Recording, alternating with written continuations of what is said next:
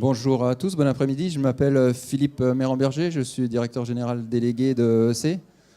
EC est très enthousiaste et très ravi de participer à ce lot de conférences.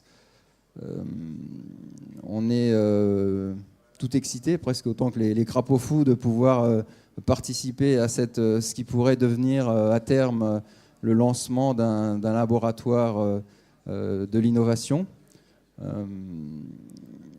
Notre métier, le métier de EC, de distributeur d'énergie, est en pleine révolution. Le changement climatique change tout, en particulier dans nos métiers, pas simplement le climat. Il change notre manière d'appréhender le fonctionnement de l'entreprise, qui doit être beaucoup plus agile, beaucoup plus collaborative.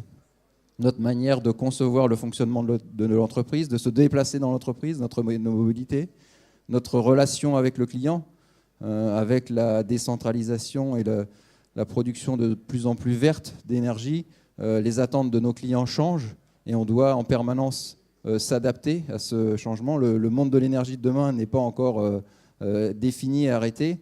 Et dans une présentation que je vous ferai un peu plus tard, je vous montrerai comment le groupe Engie et comment EC a utilisé ce levier de l'innovation pour entamer la transformation de son entreprise. Donc je ferai une présentation tout à l'heure sur ces aspects-là. Je vous remercie et bon après-midi. Bonjour à toutes et à tous. Philippe Gerbolino, directeur général de l'OPT. D'abord, comme toutes les entreprises ici présentes et tous les sponsors, effectivement ravis de pouvoir concourir à l'organisation d'un tel événement. Beaucoup d'événements sur cette fin d'année, mais ça montre bien l'enthousiasme autour de ces sujets. L'OPT est doublement concerné par la thématique environnement et énergie. On pourrait vous dire en quoi l'OPT. Je rappellerai d'abord l'OPT en tant qu'entreprise. L'OPT a une facture d'électricité, mais pas que EC, Enercal également, de plus de 400 millions par an. Donc c'est un enjeu pour nous de pouvoir maîtriser ces coûts. L'OPT s'inscrit totalement, comme toutes les entreprises du territoire, dans la stratégie territoriale de l'énergie, donc avec des objectifs ambitieux à 15 ans. Mais également en matière d'environnement, quelque chose qui est peut-être moins connu, l'OPT est embarqué aussi dans toutes les problématiques d'amiante environnementale.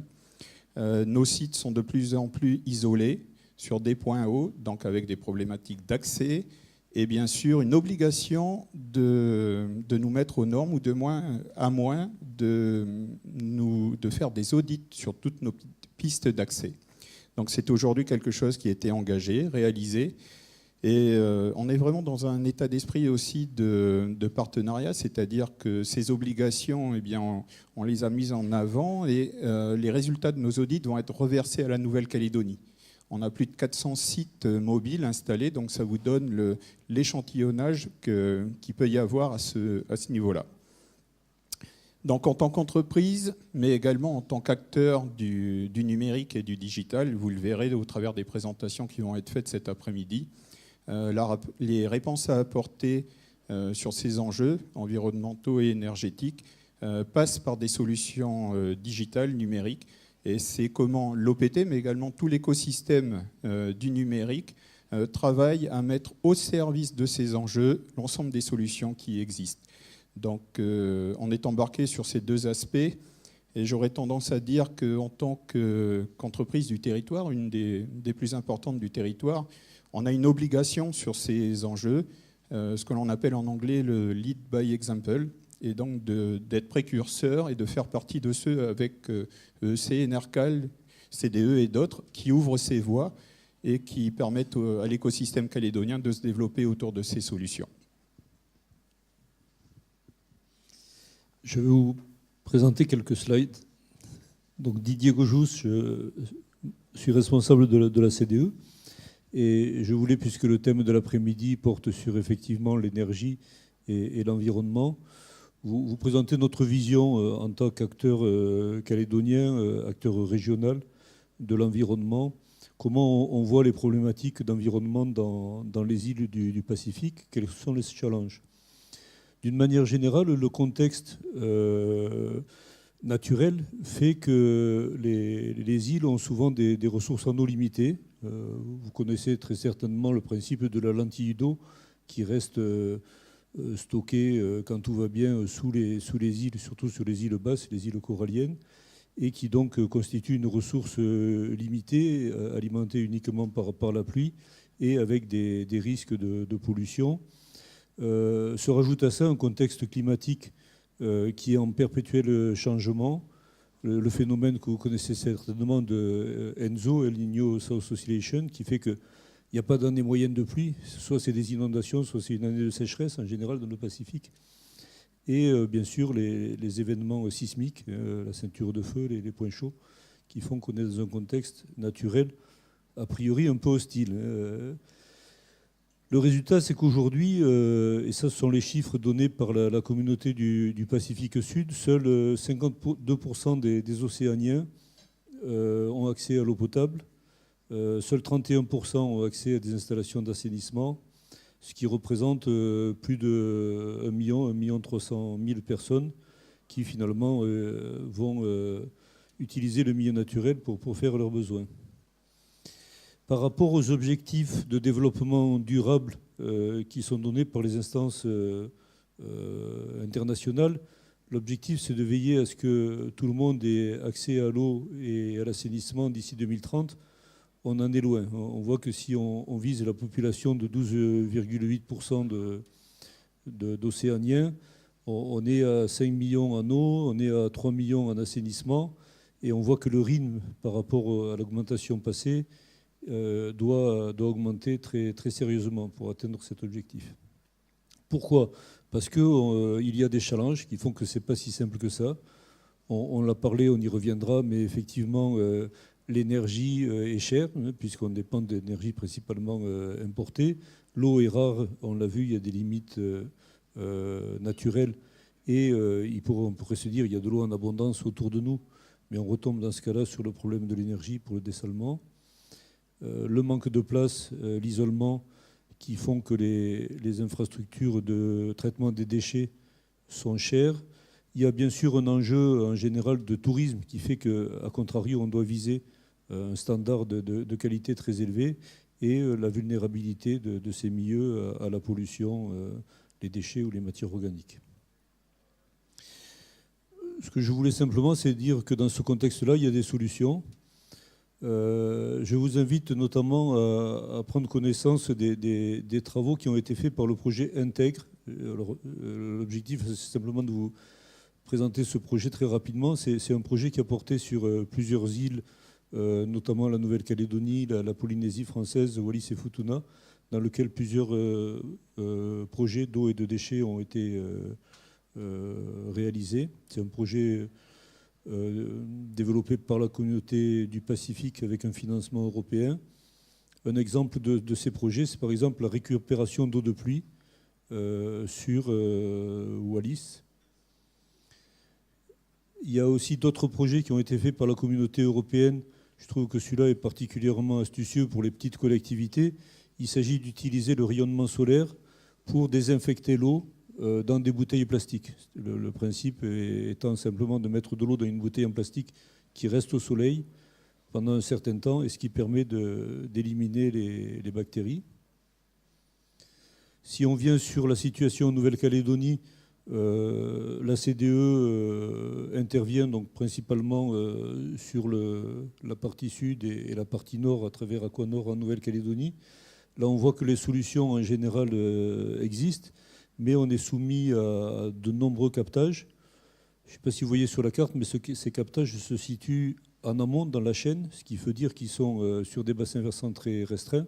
Et en cas de sécheresse, ce qui est bien sûr le cas aujourd'hui, ça amène des sérieux challenges de ressources en eau. Alors, le Grand Nouméa bénéficie d'infrastructures importantes, notamment le barrage sur la Dumbéa ou le grand tuyau qui amène l'eau de la Tontouta. Pour les plus petits captages, qui sont en général un simple petit barrage sur les criques et ensuite un captage de l'eau, on a des problèmes de turbidité, notamment quand les bassins versants ont été dégradés. On a eu il y a 3 semaines à peu près un séminaire très intéressant sur la protection des bassins versants. Et on s'aperçoit qu'entre les feux, les espèces envahissantes ou les activités minières, il y a une vraie détérioration des bassins versants. Et là, simplement, ce que je voulais signaler, c'est qu'une des solutions, il vaut mieux travailler en amont, mais une des solutions, c'est de développer des unités de traitement de filtration. Et la photo de droite montre l'installation d'une unité de filtration Parc calédonien des eaux à Fidji. On a d'autres technologies qui se développent sur le dessalement. Je vous en dirai un peu plus tout à l'heure. C'est Osmosun. C'est une technologie développée par une start-up qui s'appelle Mascara. Dans les exemples de petites collectivités sur la partie déchets, on a eu la semaine dernière une conférence environnementale sur Tahiti où on a eu des présentations très intéressantes, notamment de consultants qui ont mis en place des systèmes de consignes, en l'occurrence sur des canettes ou des bouteilles, qui font que les populations sont incitées à ramener des consignes pour ensuite revaloriser les déchets. Sur le traitement des déchets, on peut signaler aussi, toujours dans le cadre du projet Intègre, ce qui est fait sur Wallis et Futuna en termes de tri sélectif. À noter aussi que c'est la ville de Dumbéa, en Nouvelle-Calédonie, qui a lancé un tri sélectif. Ça permet bien sûr ensuite d'avoir des filières de recyclage très intéressantes. Et pour ceux qui étaient là hier, vous avez dû avoir un exposé sur ce qu'on fait à la CDE sur le compostage boue déchets verts pour produire du compost à partir de déchets qui finalement deviennent des produits réutilisables.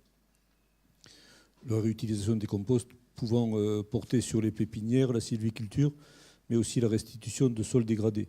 Et là, on voit bien qu'on reboucle une boucle. Finalement, on a traité de l'eau, on a produit de l'engrais qui permet de reconstituer les protections de bassins versants en amont. On est bien dans de l'économie circulaire. Donc ça sera ma conclusion, c'est de dire que les challenges, ils existent certainement, plus qu'ailleurs, vraisemblablement dans le milieu, dans le Pacifique, mais que les solutions existent aussi. Moi, je suis convaincu, et c'est vraiment le sentiment que j'ai eu la semaine dernière lors de la conférence, quand on s'adresse aux financeurs, il y a moyen de trouver du financement. C'est sûrement plus la difficulté, c'est de trouver le bon projet, le bon portage du projet. Mais la zone du Pacifique est une zone qui finalement intéresse tout le monde, tous les voisins périphériques et l'Europe. Et donc il y a moyen de trouver des financements pour des projets. Et les facteurs de succès, c'est avoir quelqu'un qui a une vision, effectivement, l'engagement de responsables, l'engagement de décideurs, le transfert technique. Il est évident qu'il ne faut pas se contenter de d'importer une technologie. Il faut vraiment veiller à la formation du personnel localement. Rester dans cet esprit d'économie circulaire, parce que ça a encore plus de sens, ça a du sens partout, mais sur les petites îles, tout ce qui tourne autour de l'économie circulaire fait bien sûr recette. Et un facteur qui, je crois, correspond tout à fait à l'esprit de ce séminaire Innolab, c'est de se dire qu'il y a beaucoup d'acteurs et qu'il est essentiel que tous ces acteurs, que ce soit des entreprises, des associations, des universités, les populations, partagent leur point de vue pour arriver à trouver la bonne solution. Merci.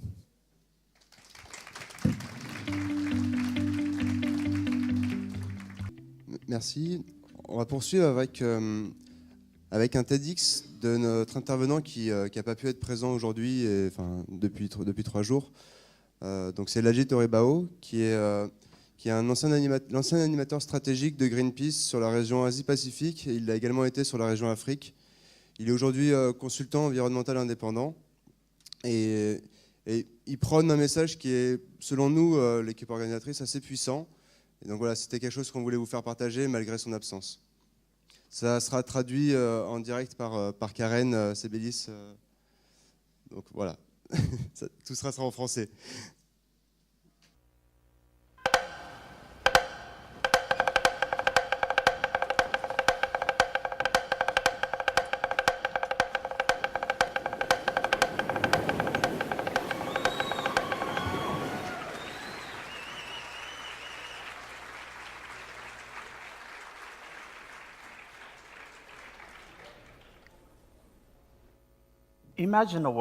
Imaginez un monde où l'océan Pacifique est un État à part entière,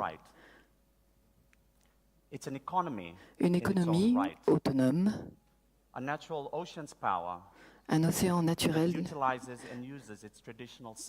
doté du plein pouvoir qui utilise sa science naturelle traditionnelle, tout en étant ouvert à la science moderne, une économie durable, un super pouvoir qui chérit la longévité,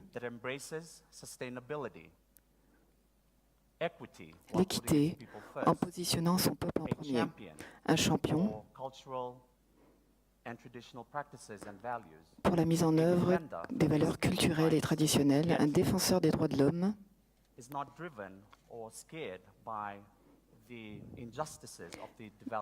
mais qui n'est pas effrayé ni motivé par les injustices du monde extérieur ni par l'argent. Ça fait longtemps que nous, les gens du Pacifique, les insulaires, on nous laisse penser qu'on est petit, qu'on vient de petites îles, qu'on est moins développé, qu'on est fainéant. Et pourtant, on se languit des facettes du monde extérieur.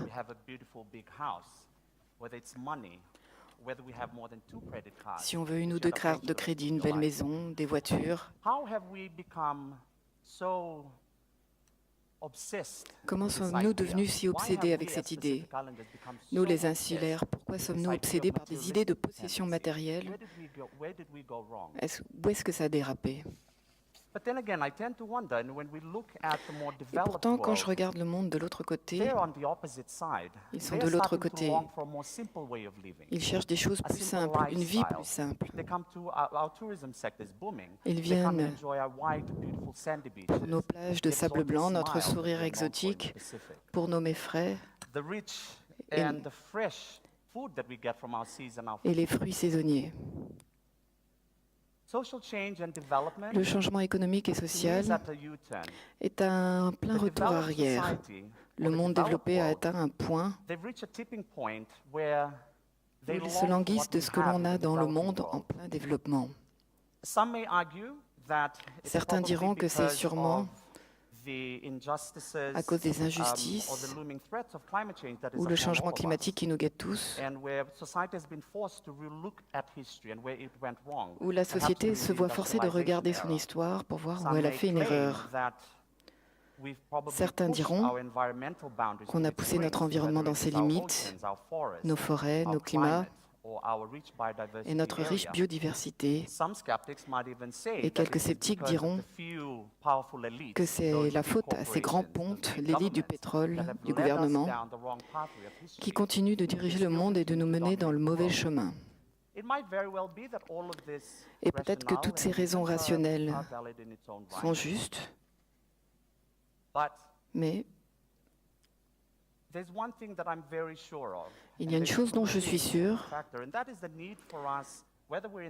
que nous soyons dans le monde développé ou sous-développé, on a besoin de modifier notre façon de faire du business. Actuellement, on ne sert pas notre pays, ni le développement mondial. On doit changer notre façon de traiter notre climat et notre planète. On doit réévaluer notre relation à notre environnement naturel. Et c'est là où nous intervenons en tant qu'insulaires. On est plus rapide pour se reconnecter à notre environnement. Mais avant tout ça, il y a cette question qui revient à chaque fois. Avant, je voyageais beaucoup en Europe et en Asie. Et j'ai essayé d'expliquer où se situe Fidji. C'est un vrai cauchemar. Que j'arrive par bateau ou avion, on peut pointer l'Australie. Tout le monde connaît l'Australie. Et la façon la plus facile dont j'explique, c'est que Fidji, c'est juste à côté de l'Australie. Alors, vous faites partie de l'Australie? Non. Alors, on est petit comment? Quelques exemples. Fidji. Il a une surface terrestre de 18 300 km² avec une population juste en dessous de 900 000. Mais nos eaux sont aussi appelées zones économiques exclusives, sont à peu près de 1,2 million de km² d'océan. Et ça, c'est la taille de l'Afrique du Sud. Quand on voit les Kiribati, ils ont une surface terrestre de 800 km². Mais leur océan mesure environ 3,5 millions de kilomètres carrés. Vous prenez tout le continent des USA, vous le rentrez dans les Kiribati et ça ne remplit pas tout. Les îles Cook ont à peu près 1,8 million de kilomètres carrés d'océan. C'est presque la taille de l'Indonésie. Nos amis dans le nord, Palau, ils ont des eaux beaucoup plus petites. Leurs eaux nationales font environ 600 000 kilomètres carrés. Plus petit à vos yeux, mais c'est presque la taille de la France. L'océan Pacifique commande un tiers de la surface de la planète. Collectivement, nous sommes en droit de réclamer, nous les insulaires, les 100 millions de kilomètres carrés d'océan, ce qui fait de nous le continent unique, le plus vaste continent océanique du monde. Alors si vous voulez me demander si je suis petit, non. Je suis grand, je suis très très grand.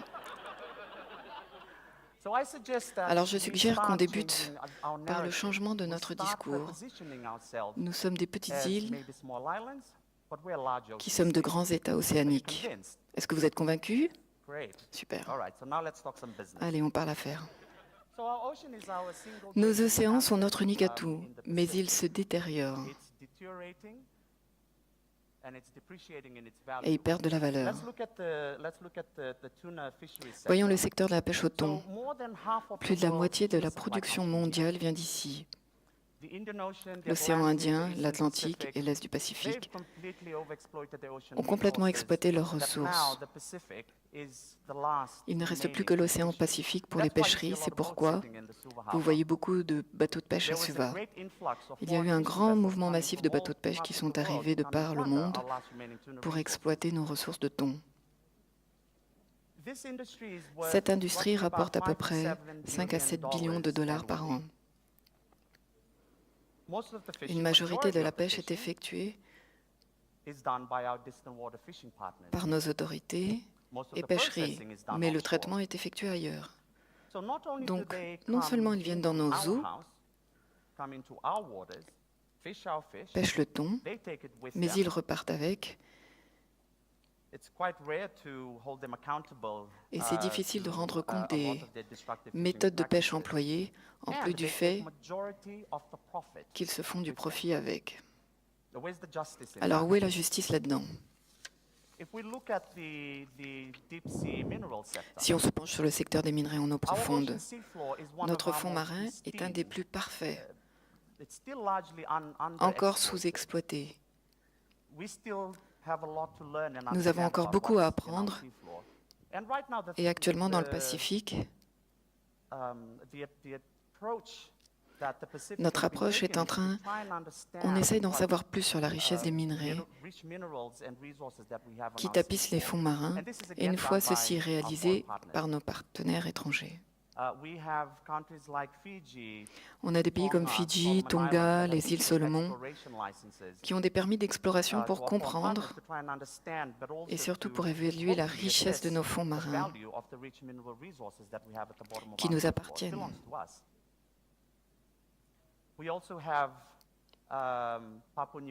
Nous avons aussi la Papouasie-Nouvelle-Guinée, seul pays du Pacifique à accorder des licences d'extraction du minerai à une compagnie canadienne. Si on regarde le secteur du changement climatique, si mes chiffres sont bons, nous contribuons à la hauteur de 0,03% des émissions carbone.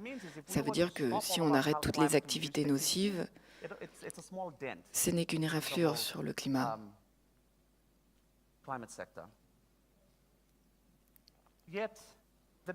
Et pourtant, les plus grands coupables, les coupables pollueurs sont les plus grands, comme la Chine, les USA, l'Inde, la Russie. L'Australie est un des plus grands exportateurs de charbon. Et pourtant, ce sont à ces mêmes pays partenaires à qui l'on permet de venir dans nos eaux prendre ce qu'il y a Dictés par leurs propres règles, ils nous donnent de l'argent pour que l'on s'adapte aux changements créés par cet environnement en mutation sur lequel on pense n'avoir aucun contrôle. Et pourtant, le désir de nos îles, notre futur, est dans leurs mains. On se marie,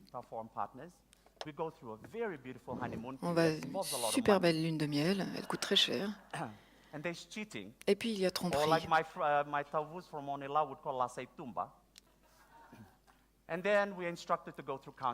Et puis on doit se faire soigner.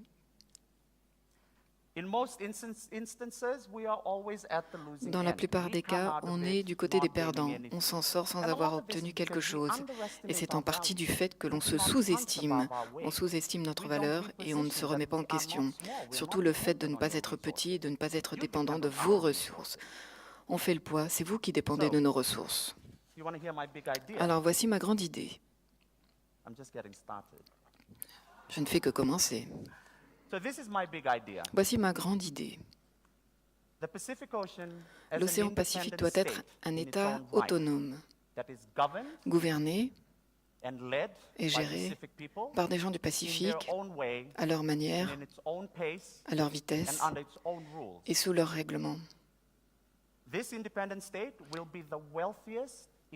Cet État autonome sera l'économie la plus riche du monde, pas motivée par l'avidité, mais par une prospérité durable. Les générations futures, avec des pratiques et des normes culturelles traditionnelles, du commerce équitable et le maintien et la pratique de récolte durable. Vous l'aimez, ma grande idée?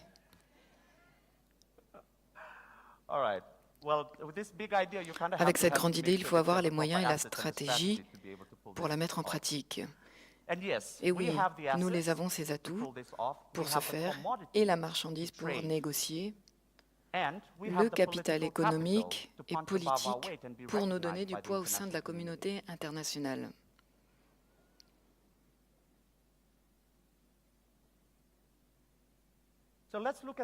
Voyons quels sont ces atouts que nous pouvons utiliser dans le Pacifique pour faire fonctionner notre économie.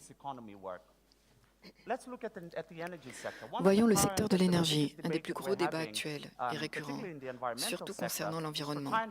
Et on essaye de trouver une alternative aux énergies fossiles.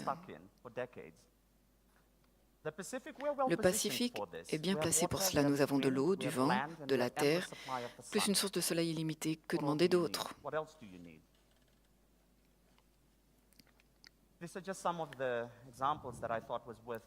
Quelques exemples. Nous avons à Fidji le potentiel au niveau des ressources géothermiques et hydro en Indonésie, Papouasie-Nouvelle-Guinée, Vanuatu et aux îles Salomon.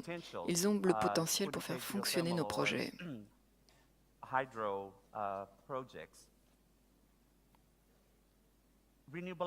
Les énergies renouvelables. Elles peuvent être installées n'importe où dans le Pacifique. Nous pouvons mettre des turbines sous terre dans l'océan. Nous avons du solaire. Il y a beaucoup d'études qui se sont concentrées sur le potentiel des énergies renouvelables dans le Pacifique. Le travail est déjà fait. Il y a juste à le mettre en place. La noix de coco. Il y a du potentiel dans la noix de coco. Il y a l'arbre, l'huile de coco,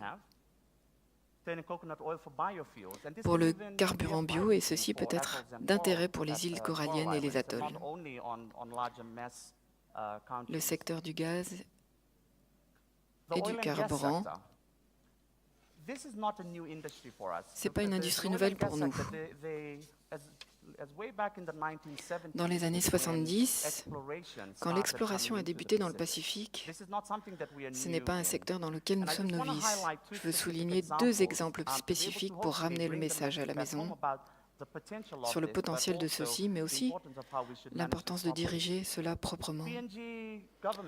Le gouvernement de Papouasie-Nouvelle-Guinée s'est forgé leur industrie de gaz et de carburant comme un modèle de développement. En 2015, le total de l'exportation des minerais a été estimé à environ 1,6 billion de dollars en valeur. Et pourtant, le revenu perçu par le gouvernement de ce deal était de 8 millions de dollars, 0,5% seulement de ce qu'ils étaient en droit de percevoir. Par exemple, en Norvège, qui a une grande histoire dans le secteur du gaz et du carburant, ils ont complètement modifié leur stratégie de développement. Ils ont réinvesti le gaz et le carburant et ils ont fini par faire un profit de plus de 800 billions de dollars. Ça, techniquement, ça fait un millionnaire de chaque Norvégien. C'est possible. Les minerais des eaux profondes, les métaux et roches de valeur que nous avons, les modules, les croûtes riches en cobalt, les dépôts de soufre, avec les hydrates de zinc, cuivre, argent, or, de la terre rare et quelques activités de forage et d'exploration ont déjà été documentées sur le potentiel qu'on a ici. Les ressources en marine génétique, c'est une des nouvelles industries en plein essor globalement.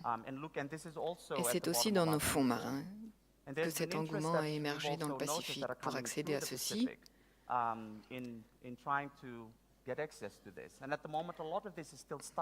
Ce qui nous bloque, c'est le côté technologie. Qui a la technologie, les capacités d'aller en profondeur, la science, et bien sûr la conscience pacifique et le fait que l'on dépend encore de nos partenaires étrangers. Voyez, les ressources sont à un niveau critique, nécessaires à l'industrie pharmaceutique, cosmétique, l'alimentation. L'industrie du tourisme marin, une de nos zones de confort, valorisée par nos ressources marines. L'observation des baleines, la plongée, la pêche sportive. Dans un rapport récent que j'ai lu, la valeur estimée du tourisme marin à Fidji est évaluée à 1,15 million de dollars annuellement. Le business des requins en lui-même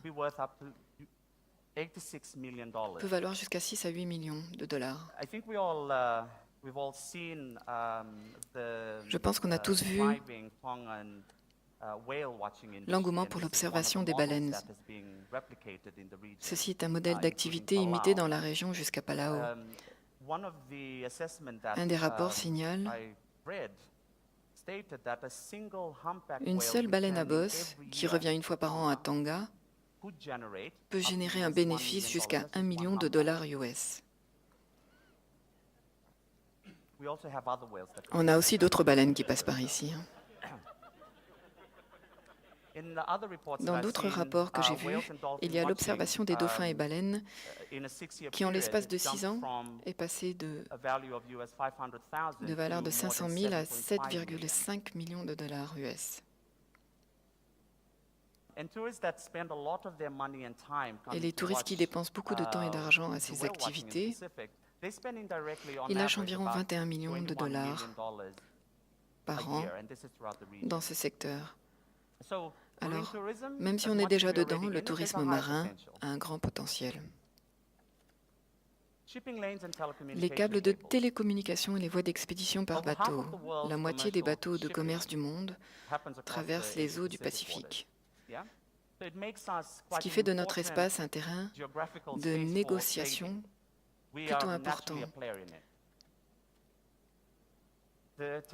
Avec les télécommunications et les câbles qu'ils ont mis sur nos fonds marins, si on le voulait, on pourrait contrôler ceci, puisqu'ils ont besoin de passer chez nous. Ils ont besoin d'accès par nos eaux.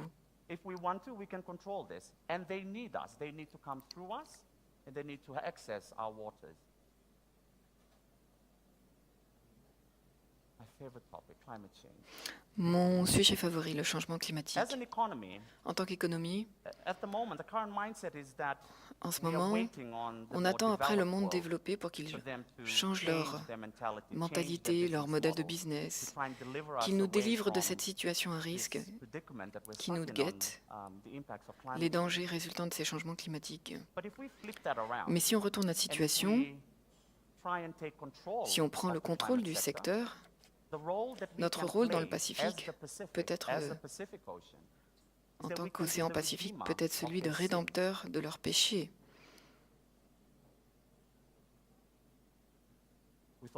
Avec leur excès d'émissions de carbone dans l'atmosphère, nous avons la capacité de l'ensevelir dans nos océans. On peut le négocier, l'utiliser comme des offsets avec nos forêts, nos terres, nos mangroves, nos herbiers marins. C'est un secteur porteur chez nous et qui joue un rôle dans le contrôle climatique. Si on veut, on n'est pas obligé d'attendre après la Chine, l'Inde. On n'est pas obligé d'attendre après Trump. On peut le faire. Je suis bien heureux que Fidji va tenir le sommet du COP cette année. Et c'est peut-être pour moi l'occasion de nous faire écho à ce changement de discours, que nous ne sommes pas petits. Nous n'allons pas attendre après vous. Il y a trop d'enjeux.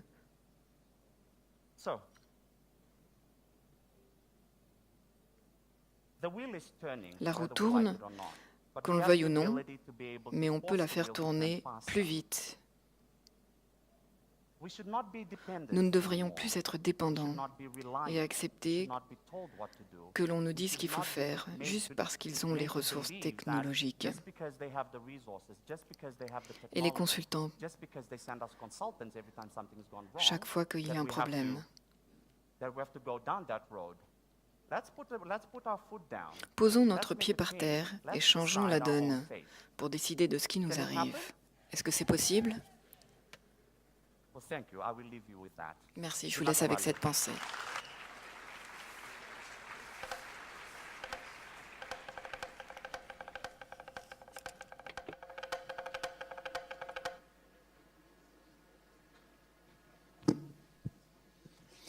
Donc, merci.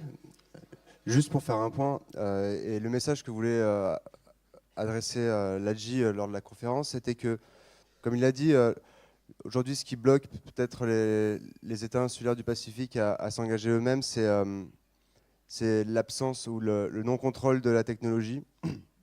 Et son message, c'était que la Nouvelle-Calédonie, en tant que pays du Pacifique, est l'un des pays les plus avancés justement dans ces compétences-là, dans ces compétences technologiques, etc., et que la Calédonie peut avoir un poids et un rayonnement sur tout le Pacifique grâce à ça, grâce à nos ingénieurs, grâce à l'attractivité qu'a la Nouvelle-Calédonie à attirer des talents et possiblement derrière à les mettre à contribution à l'ensemble du Pacifique et à l'ensemble des États insulaires pour répondre aux enjeux qui viennent d'exposer. Donc maintenant, on va passer à une deuxième session. Ça va être une session de pitch. Donc la première personne va être Oxence Fafin,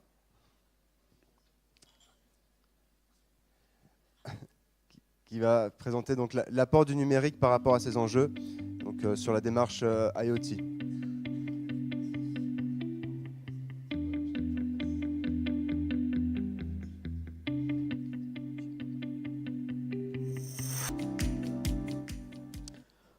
Bonjour à tous, Oxence Fafin, directeur général adjoint en charge du numérique et de l'aménagement à l'OPT. Donc je vais enchaîner par une présentation des IoT. Donc dans un premier temps, je vous proposerai la démarche qui est en place entre l'OPT et ses différents partenaires. Qu'est-ce que c'est que les IoT et puis les perspectives de développement que nous aurons. Et vous verrez, c'est très en lien avec les présentations que nous avons pu voir aujourd'hui. Donc, en termes de démarche, tout d'abord, le concept d'Internet des objets, IoT, Internet of Things. Donc, selon l'Union internationale des télécommunications, c'est une infrastructure. Donc, on parle d'infrastructure, mais qui permet de disposer de services évolués. Parce que la finalité, c'est bien d'inventer des nouveaux services qui aujourd'hui n'existent pas en interconnectant des objets. Donc, vous me direz, ça existe déjà avec les téléphones mobiles. Ce n'est pas faux, mais là, c'est véritablement tous les objets qui vont demain pouvoir être connectés. Donc la démarche de concertation elle est importante parce que vous verrez, tout est à construire au niveau de ce modèle. Donc le plan OPT 2017, il propose un modèle relationnel favorisant l'écoute et l'accompagnement de nos clients et nous en avons besoin pour développer le nouveau modèle économique qui permettra à la Calédonie de disposer de tous les outils innovants qui permettront l'innovation en termes d'objets connectés. Donc la stratégie numérique et digitale, c'est une approche concertée, donc concertation, décision, relation. Et je pense que ce sujet met bien en valeur ce nouveau mécanisme qu'à l'OPT nous essayons de développer et qui explique également notre présence aujourd'hui.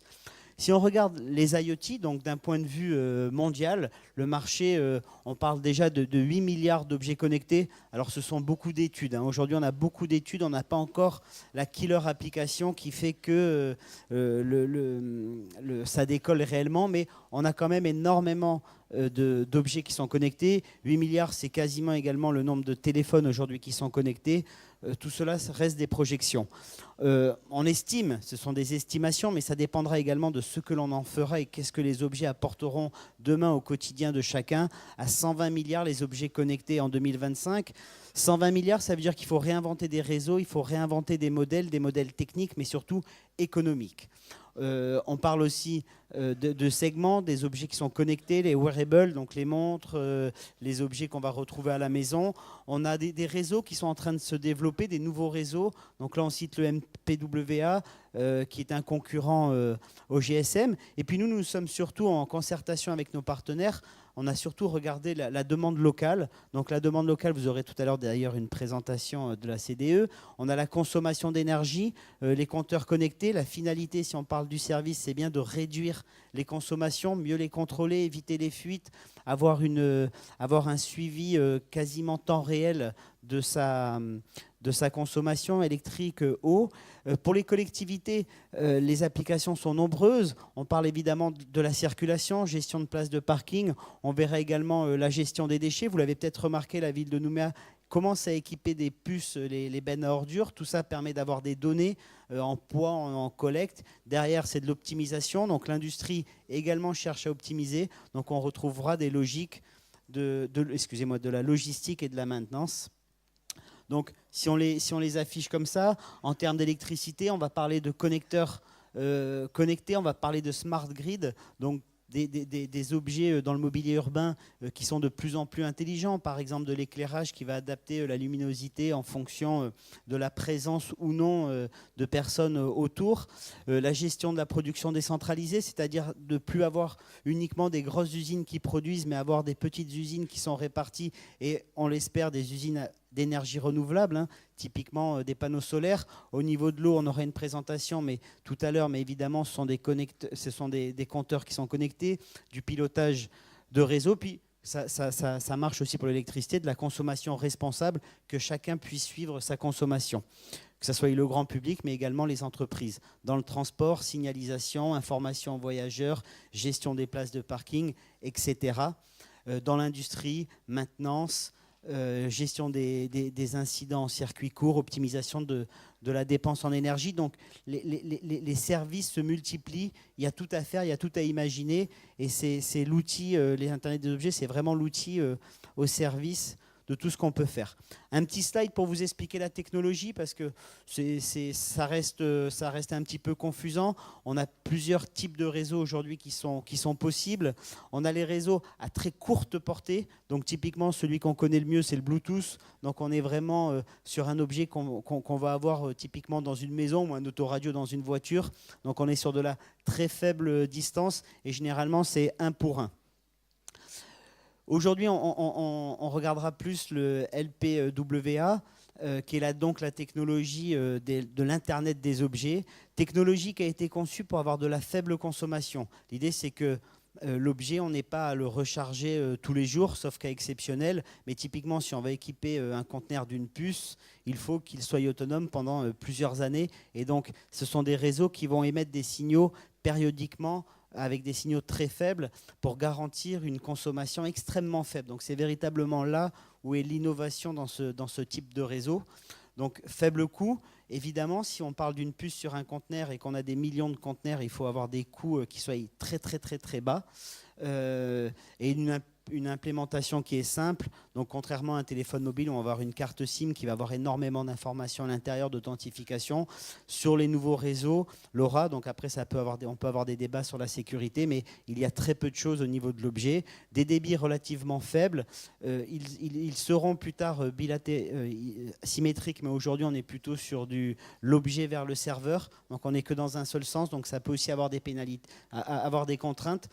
Et donc, le réseau cellulaire qui est également possible, lui, on a bien des communications bilatérales. Donc, ça a encore du sens. Typiquement, dans un véhicule, dans une voiture, on va plutôt l'équiper avec ce type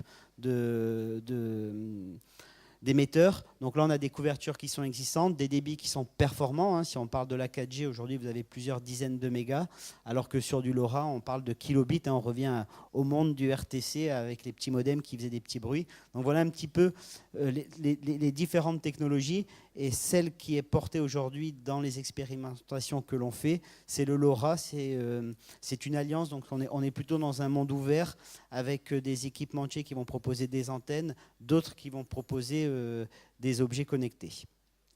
La démarche qui a été faite par l'OPT et ses partenaires que je citerai tout à l'heure, tout d'abord, ça a été de sélectionner la technologie que l'on souhaitait expérimenter, sachant que cela fait déjà longtemps qu'on a des clients qui utilisent le réseau GSM, typiquement Geocal, qui développe une application de suivi de véhicules.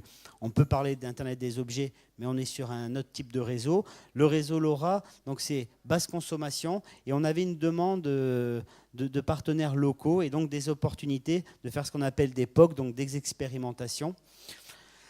Technologie, chaîne de valeur, ce sont véritablement des choses à découvrir ensemble. Donc au fur et à mesure, on est en train d'apprendre avec nos partenaires comment configurer un objet, comment permettre l'itinérance d'une antenne à l'autre. Mais surtout, ce qui est majeur dans cette expérimentation, c'est la définition du modèle économique. Aujourd'hui, si on prend par exemple la 4G, vous avez un forfait mensuel avec des mégas. Si on prend les SMS, vous avez un coût au méga.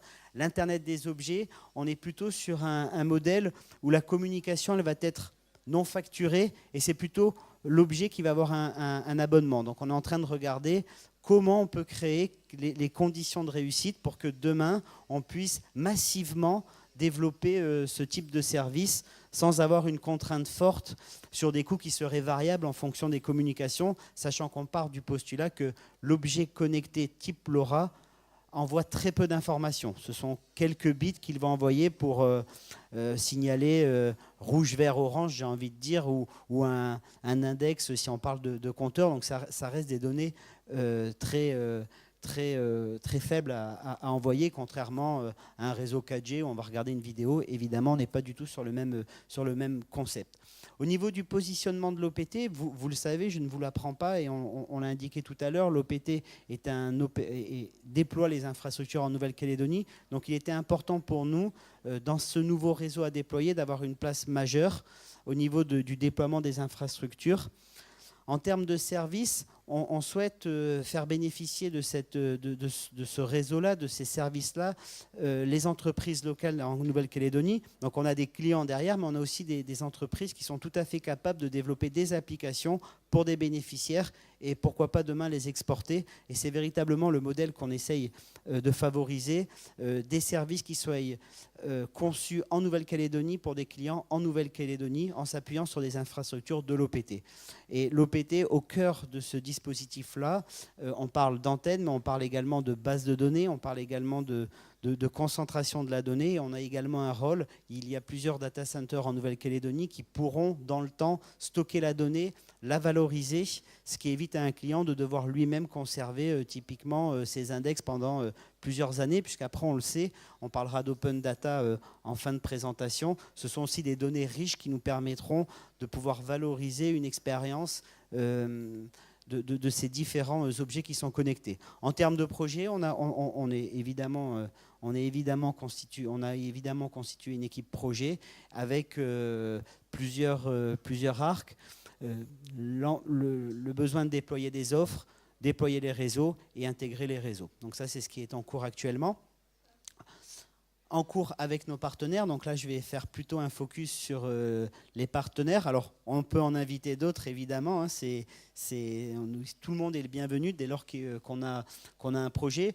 Un partenaire majeur qui nous a sollicité dès le début, c'est l'ASLN. Mathieu est présent ici si vous avez des questions un petit peu plus précises sur leur projet. Pourquoi l'Internet des objets? Très simplement, c'est des forts enjeux financiers. Donc au-delà d'une dépense supplémentaire ou d'un gadget comme on l'a dans le grand public, pour l'industrie, ça permet d'optimiser fortement la maintenance des équipements. Chaque équipement peut être équipé de nombreux capteurs et ces capteurs peuvent communiquer en temps réel. Donc on peut avoir de la maintenance préventive, une maintenance beaucoup plus réactive, équiper tous les sites, les rendre communicants. Donc on va fiabiliser le processus de production puisque nous aurons des équipements qui seront mieux maintenus, et puis optimiser la dépense d'énergie. Un équipement peut être coupé. Je dis nous parce que c'est également applicable pour l'OPT et sans doute d'autres industries en Nouvelle-Calédonie. Et au final, quand on a fait tout ça, on optimise les coûts de production. Donc on ne parle pas de réduire le personnel, mais bien d'optimiser les coûts de production en ayant un outil de production qui est beaucoup plus performant, une maintenance qui est beaucoup plus fiable. On a également, donc ça on en a parlé, un partenariat avec EEC, on a également un partenariat avec Enercal, ils apparaissent sur le même slide, mais ce sont deux projets que chacun mène indépendamment sur de la télérelève de compteurs connectés. Donc on l'a vu évidemment, et vous en avez ici. Ça vous permet d'avoir un parc hétérogène de compteurs et de pouvoir proposer des nouveaux services aux clients. On peut aider les clients à mieux contrôler sa facture, mais on peut également faciliter un changement de titulaire sur un abonnement en faisant à distance un relevé de l'index. Enfin, nous avons des perspectives. La recherche est très intéressée par les objets connectés, des capteurs environnementaux marins connectés. Donc on va parler de taux de salinité, température de l'eau. Et tout ça, c'est énormément de données qu'on peut remonter, j'ai envie de dire, assez facilement une fois que le réseau et les objets seront déployés et qui permettront d'alimenter de nombreuses études et applications basées sur l'analyse en masse. Ça, c'est vrai pour tout ce qu'on va faire. Donc on parle de big data. Et puis également leur partage d'open data, donc l'Internet des objets, ça ouvre à tous ces concepts-là, big data, open data, valorisation de la data et création de valeur en Nouvelle-Calédonie, création de nouvelles applications. Voilà pour la présentation, je vous remercie. Je viens de passer en mode nuit. Oui. Ah oui, pardon, excusez-moi, j'ai oublié le principal. Merci Philippe. On s'était entendu. Et évidemment, alors vous avez sans doute participé ou alors entendu parler des Smart Days. Donc c'est un événement qui va aller sur son troisième salon cette année, que l'on organise en partenariat avec la CECAL, l'université cette année, Enercal. Et cette année, on a décidé de faire un démonstrateur. Donc un démonstrateur, c'est véritablement... Et la CDE, oui, ou à venir, on invite chacun à nous rejoindre. Les Smart Days, initialement, c'était une journée où l'on souhaitait expliquer un petit peu tout ce qui pouvait se faire en termes de numérique, d'innovation. L'année dernière, on s'est concentré sur l'énergie, sur la réduction de l'énergie, donc on est un petit peu dans des thèmes comme aujourd'hui. Et cette année, on voulait véritablement faire un démonstrateur, montrer que tout cela fonctionne sur le terrain.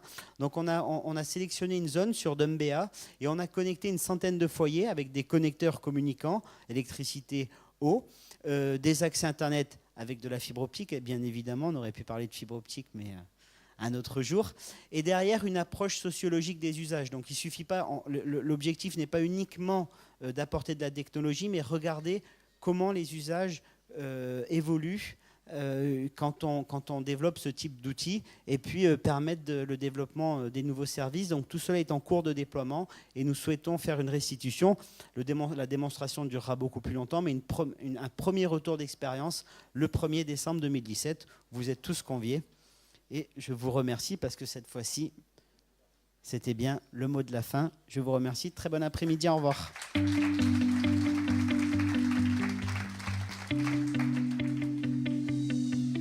Donc maintenant, c'est un pitch de la Calédonie des eaux qui va présenter pendant une demi-heure, 40 minutes, 3 projets qu'ils ont menés en interne et qui, pour certains, étendent sur toute la région. Ça marche ? Bonjour à tous, je m'appelle Audrey Rack, je suis responsable du bureau d'études de la Calédonienne des Eaux. Donc, dans le cadre des enjeux environnementaux, à travers la surveillance en continu du milieu marin, nous avons développé un projet encore unique en Nouvelle-Calédonie. C'est la sirène de la baie de Koutiou. Donc, ce projet, c'est en particulier une bouée sirène qui a été installée au milieu de la baie de Koutiou. Donc, vous voyez au nord le Medipôle et à l'est la nouvelle station d'épuration de Dambéa 2 qui vient d'être construite.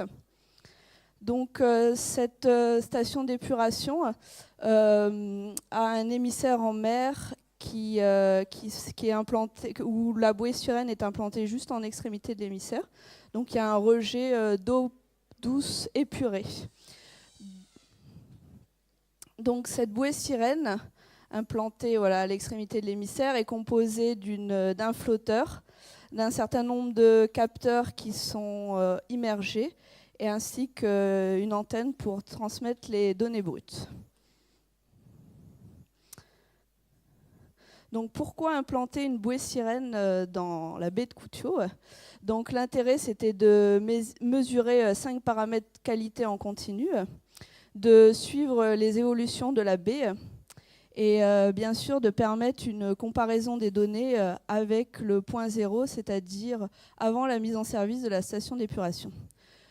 Pour préciser cette pensée, la bouée sirène a été implantée en juin 2016 et la station d'épuration a démarré fin novembre.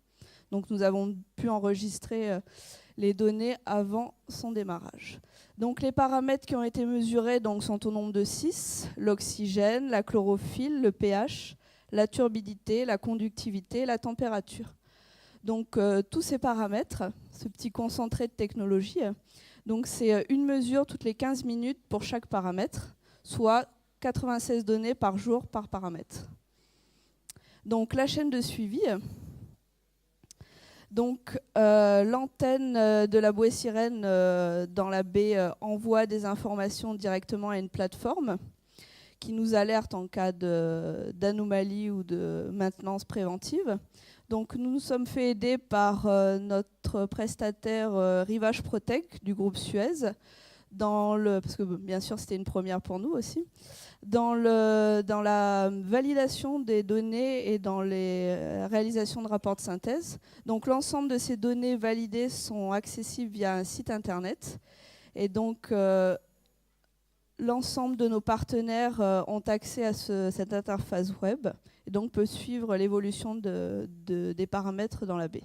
Donc nos partenaires sont principalement les services techniques de la ville de Dambéa. Donc le bilan pour 2016, donc tout d'abord réussite pour le déploiement de la première bouée sirène en Nouvelle-Calédonie, qui fait un suivi marin. Donc on a enregistré pas de variation des paramètres avant et après la mise en fonctionnement de la station d'épuration. Et donc on a aussi constaté une très bonne oxygénation du milieu et une baisse de la chlorophylle lors des épisodes pluvieux. Parce que bien sûr, la station d'épuration rejette de l'eau douce qui perturbe, en particulier pendant les épisodes pluvieux. Donc l'étape suivante, le déploiement. Donc notre objectif est de mettre plusieurs bouées sirènes en place dans les baies fréquentées des communes. Justement, nous envisageons sérieusement d'en mettre une dans la baie de Baie-Sainte-Marie au travers d'une convention que nous avons établie avec la commune de Nouméa. Et bien sûr, la dernière étape, ça serait de rendre accessible au grand public via une interface mobile de l'ensemble des paramètres qualité. N'hésitez pas, je suis au stand si vous avez des questions sur la bouée sirène. Merci.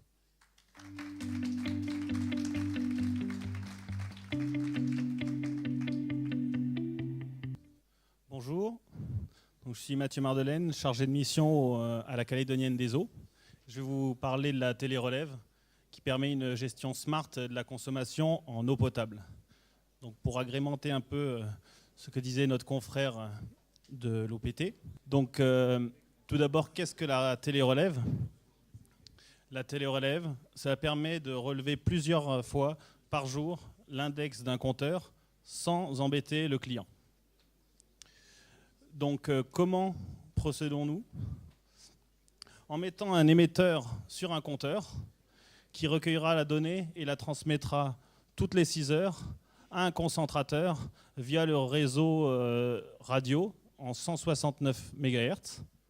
Et donc, ce concentrateur va récupérer l'ensemble de tous les émetteurs et les transmettre à un système d'information de collecte qui va traiter la donnée et nous la retransmettre sur un portail de restitution pour mieux visualiser toutes les données récupérées.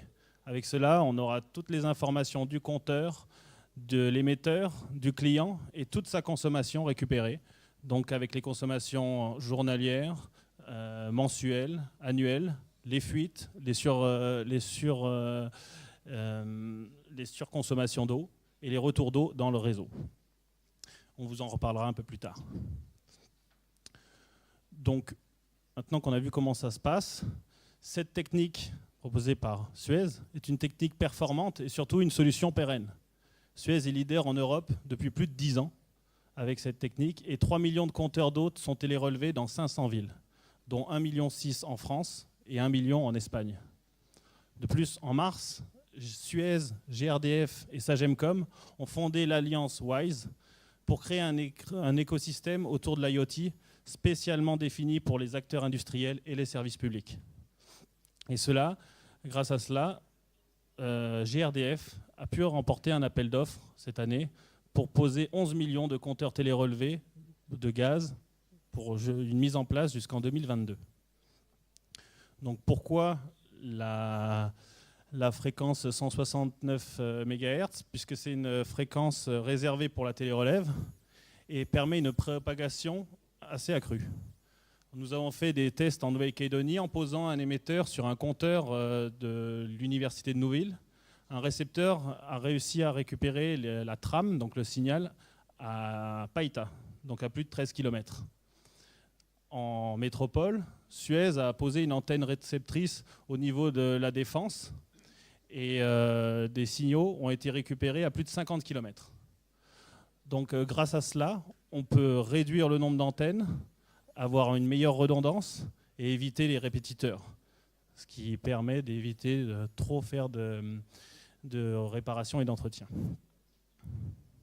Donc les atouts techniques de ces technologies, c'est un déploiement rapide, puisque comme vous avez vu, il n'y a plus qu'à clipser un émetteur sur un compteur déjà en place, on le code, et ça y est, le compteur est télérelevé pour 15 ans.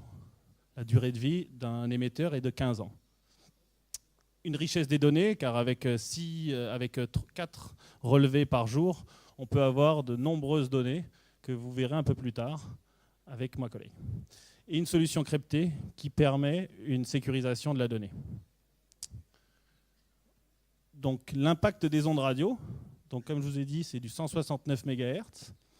Le compteur télérelevé, il émet juste 2 secondes par jour, une puissance 20 fois inférieure à celle d'un téléphone portable.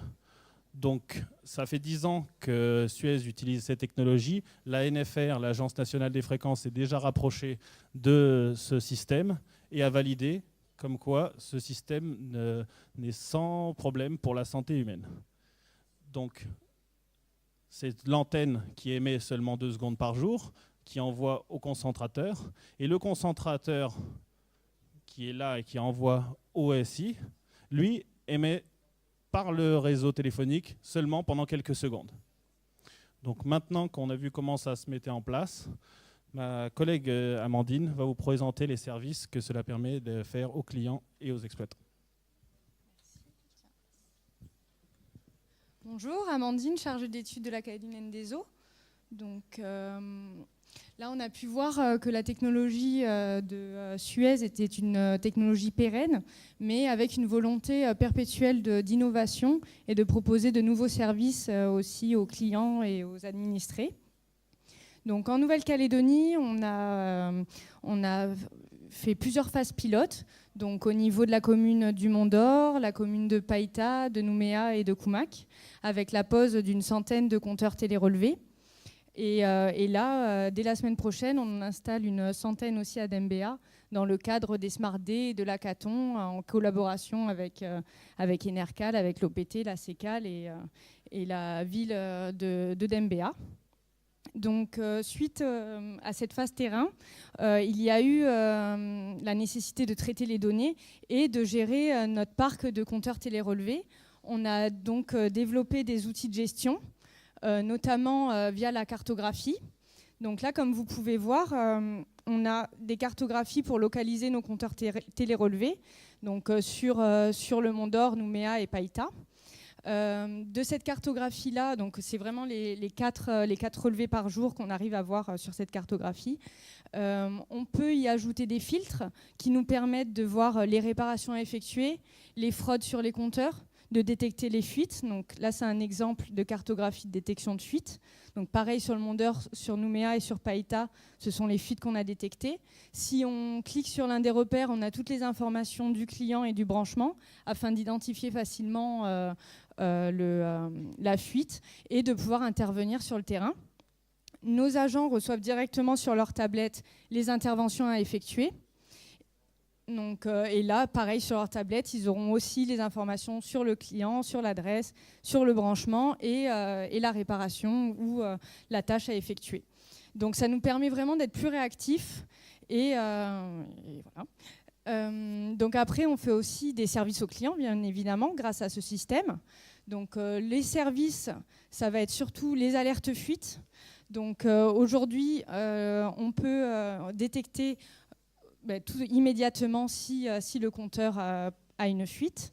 Donc là, on envoie dans ce cas une alerte par mail, donc avec les indications sur le numéro de compteur, sur l'adresse, pour que le client identifie plus facilement le compteur problématique. Il peut aussi recevoir une alerte SMS avec les mêmes indications de numéro de compteur et d'adresse.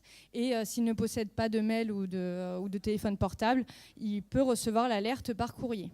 Donc ça, c'est vraiment le but, est vraiment de protéger la ressource et aussi de proposer, de satisfaire le client et de réduire aussi les factures d'eau, et bien évidemment, puisqu'on détecte les fuites plus rapidement.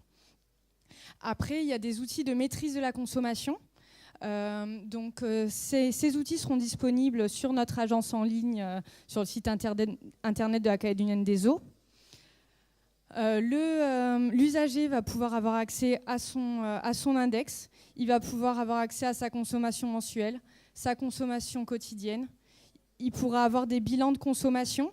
Donc là, ça permet de savoir les moments où il a le plus consommé et ceux où il a le moins consommé, de manière à s'interroger et à comprendre pourquoi il a plus consommé certains jours, et donc adapter sa consommation. Après, il pourra aussi avoir des courbes de fuite. Donc là, on a vu à Nouméa, par exemple, sur ce site-là, il y avait une fuite de 240 litres par heure. Donc ça permet aussi de pouvoir comprendre l'importance de la fuite. Donc, tous ces outils, ont été mis en place dans le but que le client devienne un consommateur et ne soit plus un simple consommateur. Ça offre une réelle révolution des services, que ce soit pour le client, mais aussi pour la Nouvelle-Calédonie, parce que on essaie grâce à tous ces outils, il y a vraiment une préservation de la ressource, on maîtrise notre consommation d'eau, et surtout dans des périodes de sécheresse comme on connaît en ce moment, la nécessité de protéger cette ressource en eau paraît encore plus importante. Donc, et aussi, il y a le fait de mettre en avant les compétences locales, de pouvoir mettre en avant nos compétences de la Calédonienne des Eaux et aussi adapter ce système aux besoins de la Nouvelle-Calédonie. Donc voilà. Donc après, si vous voulez plus de renseignements sur notre système et sur les autres systèmes qu'on présente, on a le stand, on est à notre stand. Voilà.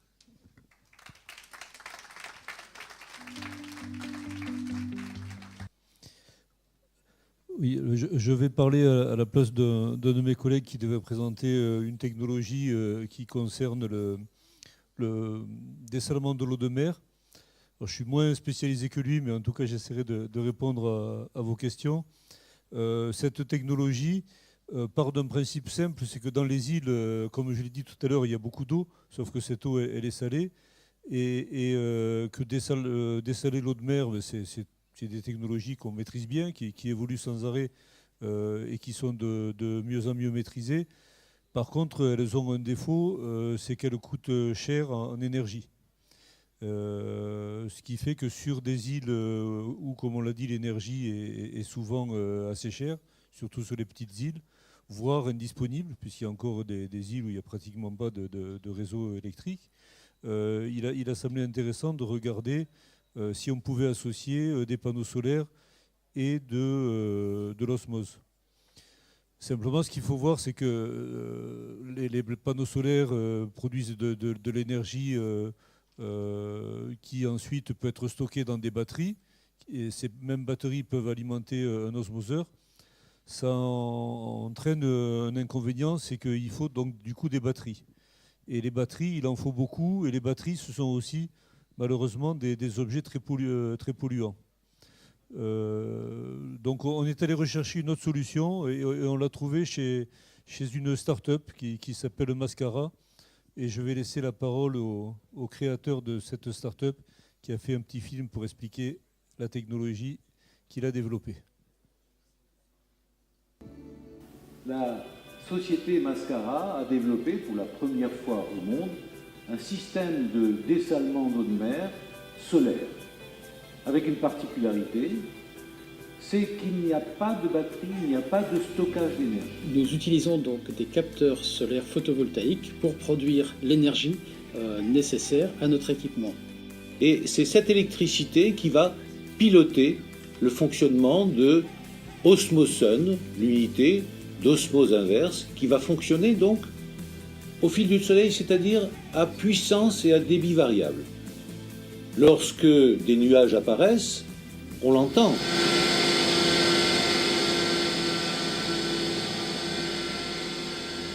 Le débit et la puissance de la machine baissent. Dès que le nuage disparaît, la machine va produire plus, va accélérer, et ce, tout au long de la journée, au gré des passages nuageux et de l'énergie incidente. Le soir, elle va s'arrêter. Par ailleurs, notre consommation est extrêmement faible, c'est-à-dire que nous consommons de l'ordre de 2,5 kWh par mètre cube d'eau douce produite, ce qui nous place parmi les plus faibles consommations sur ce type de technologie. Ces résultats, nous les constatons depuis 1 an avec le fonctionnement de cette machine. C'est pour nous un véritable espoir pour tous les gens qui manquent et manqueront d'eau avec les effets du changement climatique. Donc ce projet, on peut peut-être passer sur le PowerPoint. Ce projet, il a été développé donc au départ en métropole, dans la région de Chartres. Il y a eu un premier démonstrateur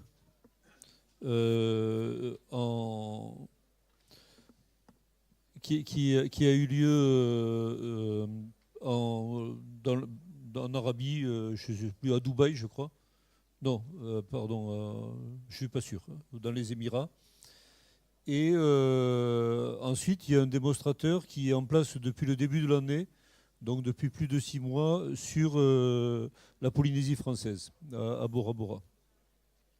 Donc, comme l'a dit Marc Vernier, pour la première fois, la production varie avec l'intensité du soleil. L'astuce qu'il a trouvée, c'est d'éviter d'avoir à passer en tout ou rien et de permettre effectivement, quand l'intensité du soleil varie, ce qui arrive tout le temps, de simplement modifier le débit de l'appareil.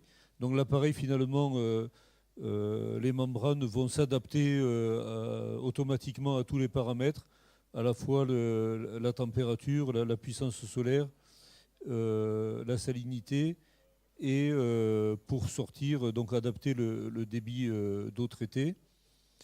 Donc là, on voit à peu près la même chose. La production, bien sûr, est directement limité par la quantité d'énergie, donc la nuit ça ne produit pas, il va produire environ 8 heures par jour. Les avantages, donc, c'est 100% d'énergie solaire, une consommation basse, ça c'est lié à la technologie des membranes et le choix qui a été fait de faire un traitement avec un rejet de perméa relativement élevé. Un retour sur investissement qui va dépendre bien sûr du coût de l'énergie, mais qui sera de l'ordre de 3 à 5 ans dans les pays où l'énergie est relativement chère. Alors pourquoi c'est plus cher que le système traditionnel? C'est parce que comme il produit que 8 heures par jour, mais il faut le dimensionner de manière 3 fois plus grosse qu'une installation de dessalement qui marcherait 24 heures sur 24. Mais par contre, donc, il y a un coût réduit de coût d'exploitation qui permet de récupérer l'investissement sur quelques années. Un impact environnemental réduit, on l'a dit, pas besoin de batterie, et un système qui bénéficie des technologies les plus développées en matière d'automatisation et de télésurveillance. Bon, je ne vais pas m'attarder sur la gamme de débit. Au départ, donc, c'est des installations qui étaient de capacité plutôt moyenne. Nous, on leur a demandé, comme on est en partenariat avec eux, de développer aussi des solutions pour des plus petites capacités, parce qu'il y a vraiment des petits îlots isolés sur lesquels on pense qu'il y a une niche pour ce genre d'installation. Et à contrario, il peut y avoir aussi des installations de beaucoup plus grosse capacité qui éventuellement peuvent même marcher en hybride. C'est-à-dire rien n'empêche d'avoir une installation qui puisse marcher au soleil et qui puisse marcher la nuit à l'électricité. Voilà, je voulais simplement peut-être préciser un point, c'est que c'est pour moi un bel exemple d'innovation qui est vraiment lié à la personnalité de cet entrepreneur, Marc Vernier, qui depuis, je crois qu'il a plus de 70 ans et toute sa vie, il a innové. Moi, jeune ingénieur, je posais des pompes en Afrique qui étaient déjà des pompes de Marc Vernier. Et j'ai appris 35 ans plus tard que c'était le même inventeur qui avait fait l'Osmosun. Et je trouve que c'est bien, d'une manière générale, pour des groupes comme le nôtre, de pouvoir travailler avec ces startups, avec des inventeurs, avec des petites entreprises qui ont des idées et qu'on aide à développer, dans la mesure, bien sûr, où ça satisfait à des besoins. Merci. Merci à CDE pour cette présentation. On va passer à une intervention de EEC NJ. Rebonjour à tous, juste une petite précision pour nos amis qui ne sont pas calédoniens. Donc EEC est une société calédonienne dont l'activité exclusive est la distribution d'énergie en Nouvelle-Calédonie depuis 1929. Et EEC est une filiale du groupe Engie. Nous alimentons en électricité 65 000 clients en Calédonie sur les 100 000 clients que compte la Nouvelle-Calédonie. Donc au travers de cette présentation cet après-midi, je voulais vous montrer comment le groupe Engie et EEC ont décliné et ont mis en œuvre cette sensibilité à l'innovation et comment on a utilisé cette innovation comme levier de transformation de notre groupe, transformation rendue nécessaire, comme je l'expliquais tout à l'heure, par la révolution des modes de fonctionnement de nos métiers liés à l'énergie. Donc je vais vous laisser regarder pendant 3-4 minutes ce petit film sur l'innovation au sein d'Engie. Bonjour Nouméa. Les métiers d'Engie, que ce soit l'énergie proprement dite ou les services que nous offrons aux collectivités locales ou aux industriels, sont en plein bouleversement. Nous appelons ça chez nous les 3D, la décentralisation des systèmes de production, la décarbonation avec l'essor des énergies renouvelables dont le prix de revient s'est totalement effondré, et puis évidemment la digitalisation. Face à cette véritable révolution, Engie a décidé de prendre le taureau par les cornes et l'innovation est un des leviers de la transformation du groupe. La stratégie d'innovation d'Engie repose sur 3 principaux piliers. Investir dans des secteurs stratégiques et dans des startups qui sont porteuses des technologies d'avenir. Plus largement, développer une culture de l'innovation d'Engie qui va permettre de faire émerger de nouveaux business. Et enfin, évidemment, et c'est peut-être le principal, travailler avec l'écosystème d'innovation chez Engie et autour d'Engie, partout où le groupe est présent. En matière d'investissement, Engie a créé il y a 3 ans Engie New Venture, un fonds doté de 115 millions d'euros destiné à investir dans des startups en développement commercial et qui sont en affinité avec notre stratégie. À titre d'exemple, l'hydrogène est l'un des grands défis d'avenir pour Engie. Nous avons investi l'an passé dans la société Symbio qui fabrique des piles à combustible pour une meilleure mobilité électrique. Au total, depuis 2014, Engie New Venture a investi dans une quinzaine d'opérations de ce type. Le deuxième pilier de notre transformation, c'est la culture, et notamment la culture de l'innovation à travers le groupe. Chaque année, chez Engie, nous identifions près de 3000 collaborateurs qui, dans le cadre de leur travail, quelle que soit leur activité, ont amélioré, innové, inventé et appliqué en ce sens une nouvelle façon de faire que nous appelons « Is there a better way ?» Nous avons également mis en place un processus qui permet à tout collaborateur de proposer une idée de nouvelle activité ou de nouveau business sur une plateforme que nous avons appelée Innovate Engie et qui leur permet d'envoyer cette bouteille à la mer que nous récupérons et qui, si cette idée, nous pensons qu'elle a un potentiel, va être développée en produit par un processus d'incubation. Aujourd'hui, plus de 25 projets ont été développés de cette façon.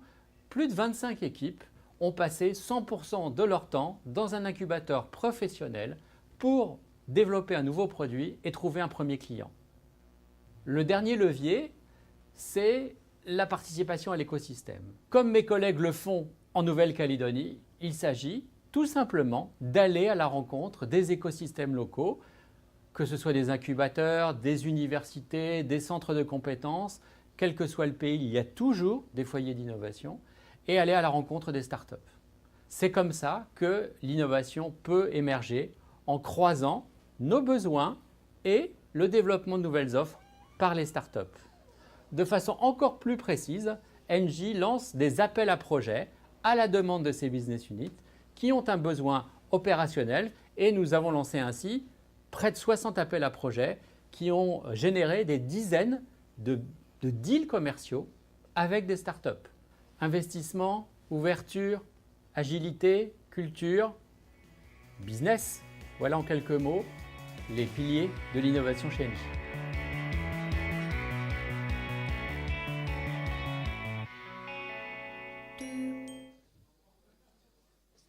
Donc voilà, vous avez un aperçu là, de la manière dont le groupe, je vous rappelle que Engie, c'est l'ancien groupe GDF Suez, qui avait parmi ses activités principales la production d'énergie, en particulier la production d'énergie à partir de charbon. Et ça représentait une part très importante de chiffre d'affaires du groupe.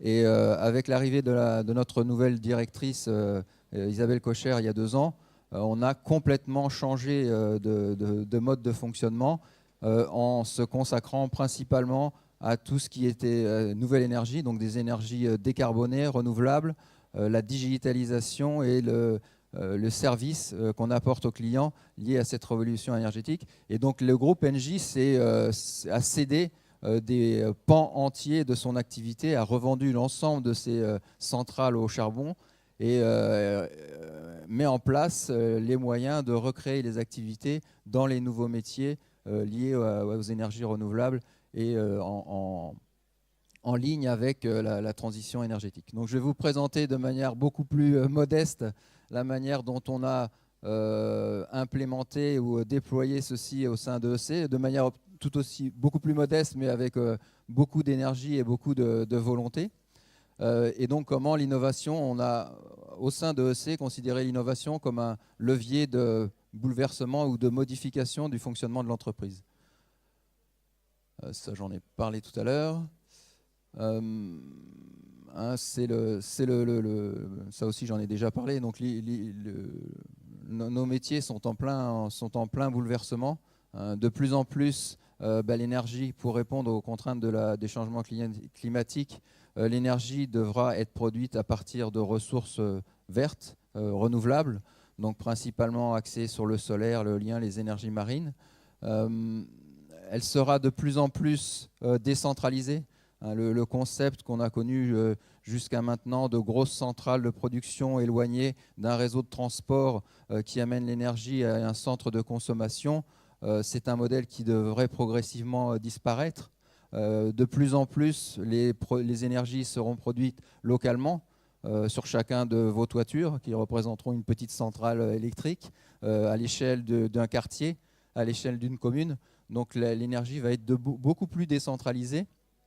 Et pour pouvoir piloter tout ça, parce que la difficulté de l'énergie, c'est qu'il faut pouvoir faire correspondre l'offre à la demande, il est nécessaire de mettre en place des systèmes intelligent pour pouvoir, à chaque instant, et c'est tout l'intérêt des échanges qu'on a avec la Calédonienne et avec l'OPT en particulier, de pouvoir mettre en moyen ce qu'on appelle des smart meters qui vont permettre à chaque instant de mesurer les flux d'énergie et donc s'assurer que l'offre à chaque point du réseau correspond à la demande. Et c'est tout l'aspect prioritaire de cette révolution qui est la digitalisation du fonctionnement de l'énergie. Ça, c'est le premier point. Deuxième point, c'est la rapidité des marchés à se transformer, engendre la nécessité d'innover plus vite.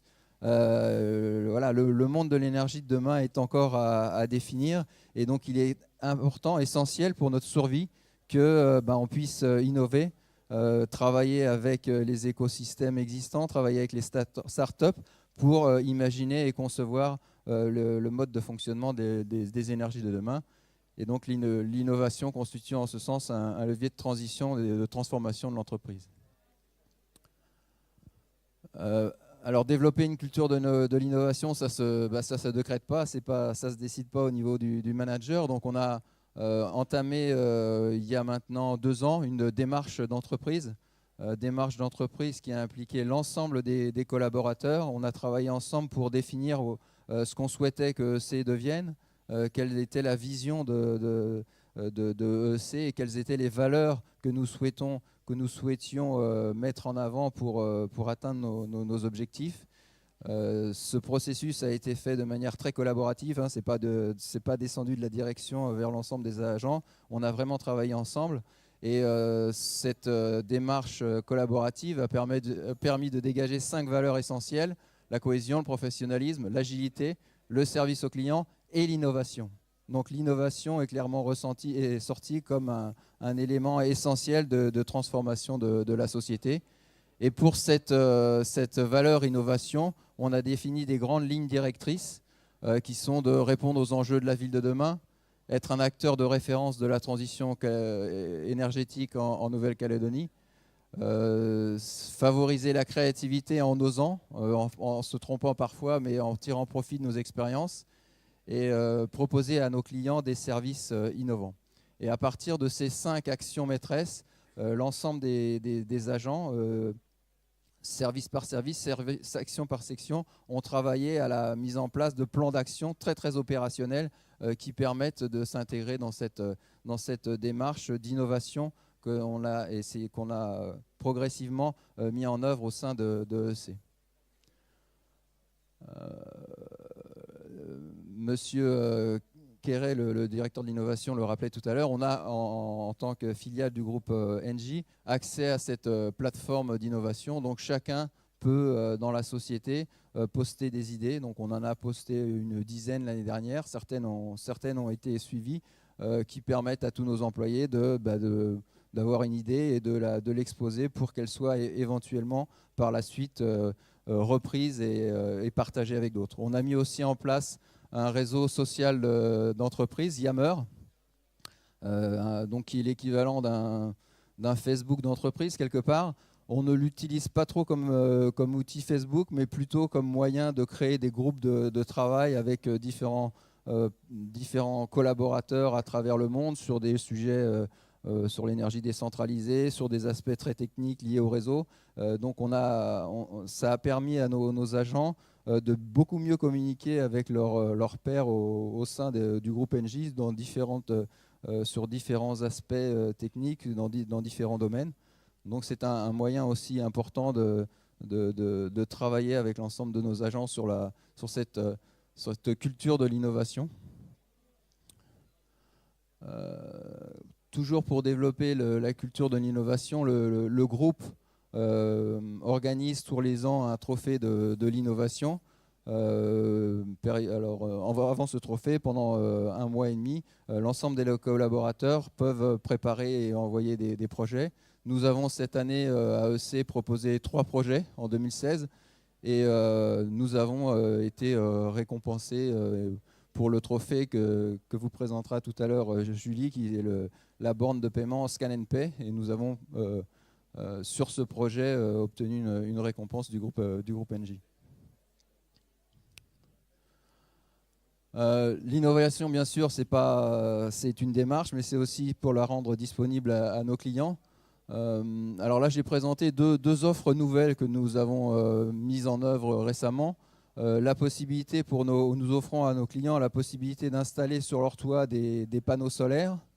Et nous offrons aussi la possibilité à nos clients de les dépanner 24/24 après leur compteur. C'est-à-dire, même si ce n'est pas un problème EEC et que c'est un problème intérieur, on continue d'intervenir et quand on quitte le client, l'ensemble l'électricité est de nouveau remise en service. Ce n'est pas tant la technique qui est intéressante, ce qui est nouvelle. Ce qui est intéressant, c'est le changement de culture. C'est une entreprise d'ingénieurs. Jusqu'à maintenant, on n'intervenait que jusqu'au compteur et on s'interdisait de pouvoir proposer d'autres services à nos clients. Donc ça, c'est un changement de culture important qu'il a fallu mettre en œuvre. C'était de se dire, le client, il a besoin de l'électricité, même si ce n'est pas de la faute de EC, il veut que quand on s'en aille, il ait l'électricité. Donc on intervient après compteur, on propose des services innovants, nouveaux, qui n'étaient pas des services habituels dans notre mode de fonctionnement. C'est pour ça que j'ai voulu prendre cet exemple. C'est clairement au sein de EC un changement de culture. Le deuxième point innovant que je voulais mentionner, c'est la fameuse borne Scan and Pay que vous présentera tout à l'heure Julie, et donc qui a été récompensée au trophée de l'innovation du groupe. Là, encore une fois, on est parti de rien et on a conçu avec les agents de l'entreprise, avec les partenaires locaux, une borne qui permet à la fois de payer en scannant sa facture d'électricité, sa facture d'eau, que ce soit en espèces ou que ce soit par carte bleue, et aussi acheter des recharges des compteurs kilowatt. Le compteur kilowatt est un compteur qui fonctionne comme les mobiles téléphonie, où vous achetez des crédits d'électricité pour pouvoir les utiliser de manière prépayée. Autre élément d'innovation qu'on a mis en œuvre, on est parti du constat qu'en particulier sur Nouméa, plus de 60% de nos clients sont dans des logements collectifs. Vous savez que depuis maintenant 2 ans, le gouvernement a mis en place une réglementation qui permet à chacun d'entre nous d'installer des panneaux solaires sur son toit, d'utiliser cette production pour sa propre consommation et de renvoyer l'excédent sur le réseau. Donc ce système est en place, il fonctionne bien, mais il était principalement dédié aux clients individuels.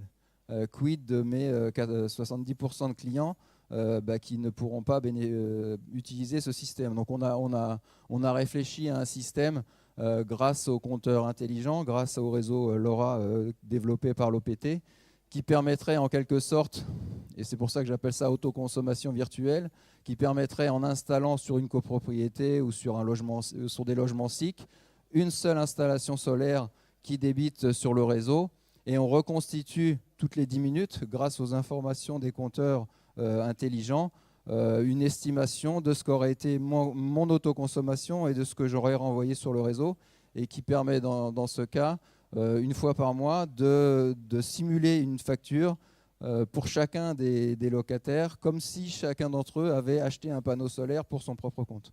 Donc ça, c'est un projet qu'on a développé depuis 2 ans. On l'a présenté à la DIMAC, et celle-ci est en train de finaliser le cadre réglementaire qui permettra de mettre en œuvre cette solution innovante. Je pense que ce sera sûrement une première en Europe et en Calédonie en tout cas, évidemment. Donc ça aussi, c'est des choses qu'on a développées en interne dans le cadre de cette réflexion sur l'innovation.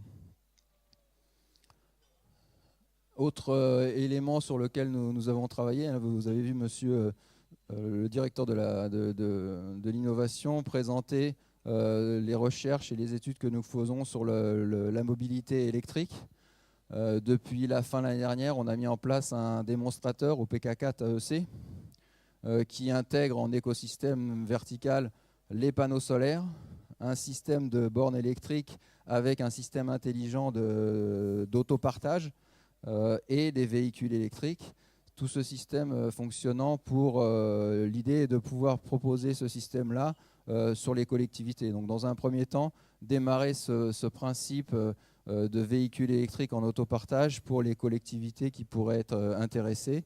Le démonstrateur est presque opérationnel. On travaille avec une start-up en France et avec les équipes, une équipe projet d'Engie. Il devrait pouvoir être disponible très prochainement. La dernière difficulté que nous avions, c'était de pouvoir, avec mon badge d'entreprise, faire la réservation sur Internet de mon véhicule et de pouvoir utiliser mon badge pour déverrouiller le véhicule et l'utiliser. Les systèmes RFI, les systèmes de cartes en Calédonie étant différents de ce qu'ils sont en Europe, donc il a fallu adapter le produit. On est sur le point de pouvoir le mettre en œuvre. Et donc ça permettra non seulement d'avoir une flotte de véhicules vertes rechargés à partir de panneaux solaires. On a sur notre toit plus de 200 kW de panneaux solaires, très largement suffisants pour compenser la consommation des véhicules électriques pendant une année. Et un système d'autopartage, c'est aussi le point un petit peu nouveau. Vous savez qu'en Calédonie, on aime bien avoir sa propre voiture. Dans les entreprises, c'est pareil. Donc il a fallu commencer progressivement à travailler avec nos agents sur le changement de culture, faire en sorte qu'ils acceptent de ne plus avoir leur véhicule, mais quelque part de le partager avec leurs collègues, moyennant un moyen d'autopartage qui doit être efficace, simple d'usage. Et donc progressivement, c'est quelque chose qu'on a mis en place et qui permet de réduire le nombre de parcs de véhicules. On a commencé avec un parc de véhicules de 15 véhicules en autopartage. On arrive maintenant, on en a supprimé 2 et on continue 2 véhicules qui n'étaient pas en autopartage. Et donc on continue à fonctionner avec ce système. Donc ça permet non seulement de faire des économies sur les investissements, mais de partager les ressources. Et ça, c'est aussi quelque chose de nouveau en termes de culture. Dernier point, et c'est le point qui était mentionné par le directeur de l'innovation, c'est stimuler et collaborer à l'écosystème. On est persuadé que pour penser, réfléchir le monde de demain, on ne pourra pas le faire tout seul dans notre coin avec les ressources d'Engie. Il faut qu'on s'associe à des startups, à des gens qui pensent vite, qui ont une manière de fonctionner beaucoup plus agile que peut l'avoir un gros groupe comme le nôtre. Et donc l'idée, c'est de pouvoir collaborer et travailler en étroite collaboration avec l'écosystème, ce qu'on a commencé à faire avec l'OPT et la Calédonienne, en participant en particulier aujourd'hui à cet InnoLab qui permettra, j'espère, possiblement de faire émerger un laboratoire d'idées et d'échanges en Calédonie. La participation au hackathon dont a parlé Philippe Gervonino tout à l'heure et la participation au Smart Day. Donc pour l'instant, on est plutôt partenaire pour les premiers événements organisés. Il faudra pouvoir le développer. L'idée étant vraiment de pouvoir bénéficier de ces écosystèmes pour faire avancer de manière plus rapide la révolution énergétique à laquelle on est confronté.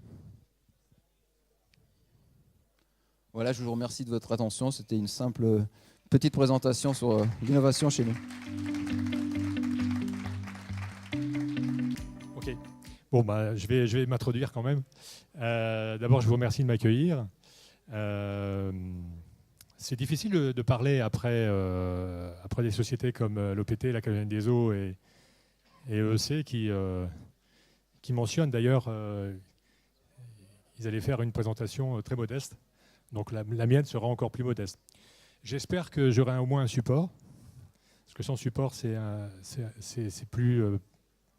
moins facile. Donc moi, je me présente, je m'appelle Hervé Michel, j'ai créé EcoLife, ça va arriver, hein, j'espère, il y a quelques mois. Je viens de Russie, j'ai passé un peu plus de 20 dernières années à polluer la planète. J'étais dans l'industrie automobile. Ensuite, j'avais une imprimerie et comme vous savez, il y a beaucoup de solvants, beaucoup de polluants et un jour, j'ai décidé d'arrêter tout ça et puis de venir en Nouvelle-Calédonie pour changer de vie et puis trouver un nouveau métier. Donc j'ai commencé à prospecter dans le Pacifique, en Nouvelle-Calédonie également. Je me suis demandé ce que je pouvais offrir. Je suis d'une formation HEC et beaucoup d'acteurs m'ont dit, locaux m'ont dit, écoute, ici, la crise est là, ça va être compliqué à trouver du travail. Et donc, comme je suis entrepreneur, je me suis dit, bon, bah, je vais créer quelque chose, mais il faut que je trouve le bon créneau. Alors, assez rapidement, je me suis aperçu que les questions environnementales étaient importantes ici et qu'il y avait certainement des choses à faire. C'est bon ? Donc, j'ai commencé à regarder ce qui se passait sur la Nouvelle-Calédonie. Et je me suis aperçu qu'il y avait d'énormes besoins sur notamment les sites isolés, dans tout ce qui est énergie et électricité et eau. Voilà. Donc j'ai prospecté et puis j'ai vu qu'il y avait des besoins importants dans les lieux isolés, donc dans les îles, en brousse. Et puis on m'a dit après qu'il y avait des gens qui existaient déjà dans les énergies renouvelables, chose que j'ai constatée puisque je fais partie du cluster Synergie, et que les gens effectivement n'avaient pas attendu après moi pour commencer à travailler, ce qui est normal. Et il y a des bons acteurs sur le terrain, notamment en photovoltaïque, solutions solaires. Donc j'ai cherché comment je pouvais apporter ma pierre à l'édifice et trouver des solutions innovantes pour... voilà, donc là c'est bon. Donc c'est pas Mac, hein. Ok. Voilà.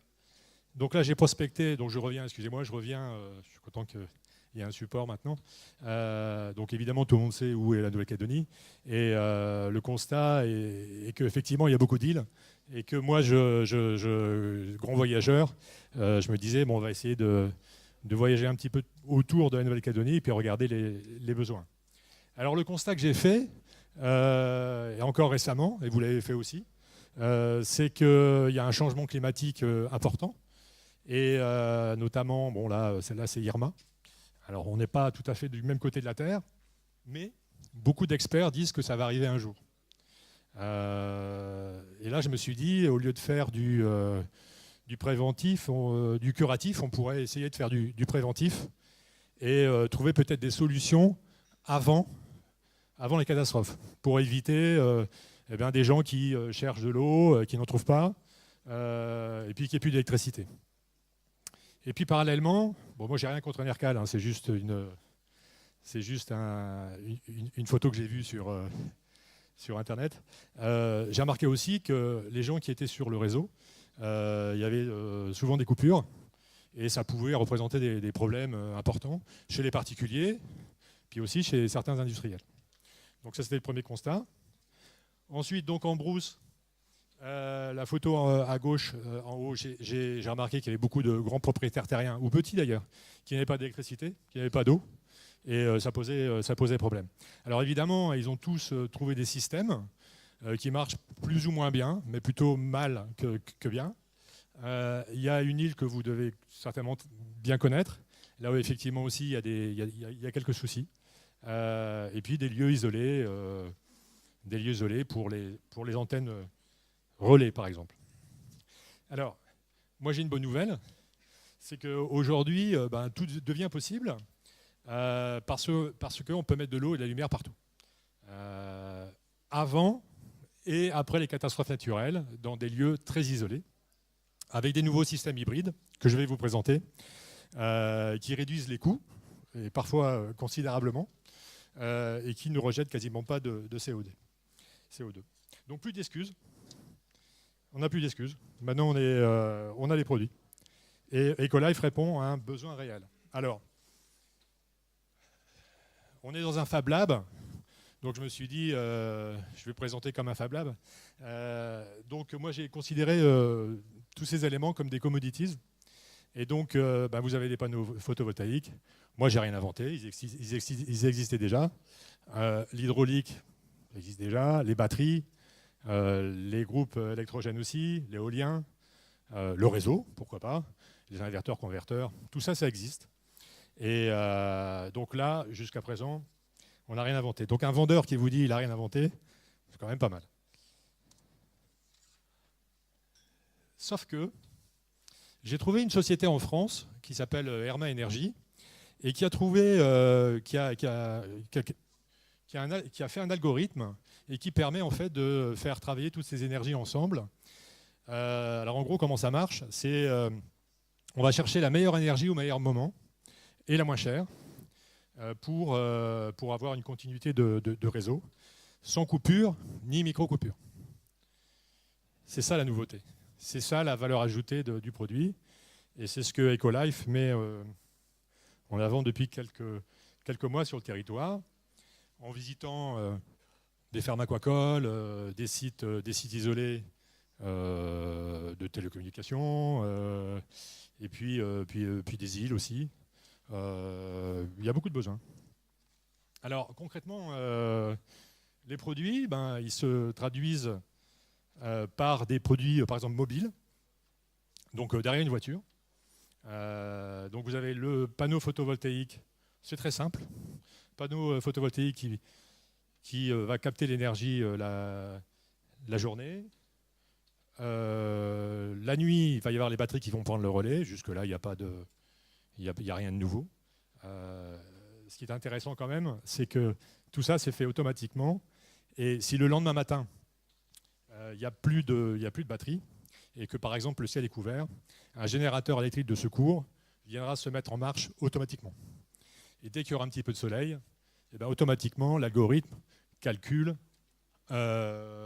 l'ensoleillement et on va rechercher l'énergie photovoltaïque. Donc concrètement, sur un site isolé, on va gagner sur un groupe électrogène en moyenne 90% de gazole. Parce qu'il n'y aura pas besoin d'aller refueler tous les 3 jours, mais peut-être une fois par mois, parce que le groupe électrogène va passer en secours. Alors quelques applications. L'application spectacle par exemple. Donc là, dans le cirque de Gaverny en France, eh bien, la journée on va capter le soleil, et puis le soir on va pouvoir faire le spectacle, et les batteries vont prendre le relais pour éclairer le spectacle. Ça peut être aussi des événements sportifs. Là, en l'occurrence, c'est le Tour de France, qu'on alimente depuis 12 ans, avec des structures gonflables, sur notamment les arrivées. Et puis aussi des installations sur les aéroports. Alors ça peut être aussi sur les routes, pour les travaux publics, donc pour le petit outillage. Alors là je suis en train de parler de puissance jusqu'à 8 kVA. C'est pas énorme, mais ça correspond à certains besoins. Les secours aussi, les premiers secours. La Direction générale de la sécurité civile en prend en France. J'espère qu'en Nouvelle-Calédonie, ils en prendront aussi, parce que les catastrophes peuvent arriver. Là, au Vanuatu, on a livré la semaine dernière à un particulier une remorque hybride, et puis ça peut être la télé. Un message pour Calédoniens aussi. Au lieu de mettre un groupe électrogène qui fait beaucoup de bruit, on pourra mettre potentiellement ce genre de remorque hybride qui, en plus, fait le bruit d'une clim. Alors le dernier produit qui est sorti la semaine dernière, c'est sur un pick-up. Et là, on va retrouver la même installation et qui se replie derrière. Donc une solution mobile. Alors c'est jusqu'à 8 kVA. Et puis si vous voulez des installations plus grandes, on va mettre des installations adaptées. Et puis on va retrouver le même système. C'est du plug and play. Et puis on va pouvoir brancher différentes énergies. Donc ça peut être d'abord du triphasé. On va mettre un groupe électrogène d'un côté. On va mettre des panneaux photovoltaïques. Potentiellement même ça peut être du gaz, bon, il n'y en a pas ici, mais on peut l'adapter avec du gaz. Alors on va passer à une installation plus grande. Donc là, c'est des conteneurs de plus de 25 kVA. Alors vous avez 2 portes. Une première porte où à l'intérieur, tout est dedans. Donc en fonction de l'étude qui est gratuite, ça les Fab Labs aiment bien. Donc on fait des études gratuites et on va dimensionner le conteneur en fonction du besoin du client. Et donc on va retrouver donc, par exemple un parc batterie à l'intérieur, des inverteurs-converteurs, première porte. Et puis de l'autre côté, vous allez avoir le même système pour brancher les différentes sources d'énergie en amont, qui peuvent être encore le photovoltaïque, l'éolien ou l'hydro. Voilà, on le voit, vous voyez, avec les différentes prises. Donc évidemment, tout ça, c'est avec des moniteurs. Donc vous avez un suivi sur votre smartphone, sans problème. Et l'usine également, et Ecolife, pour voir les alertes, les consommations. En général, d'expérience, en France, mais ici aussi, puisqu'on a déjà installé des produits, c'est 70% de solaire, 20% de batterie et 10% de diesel.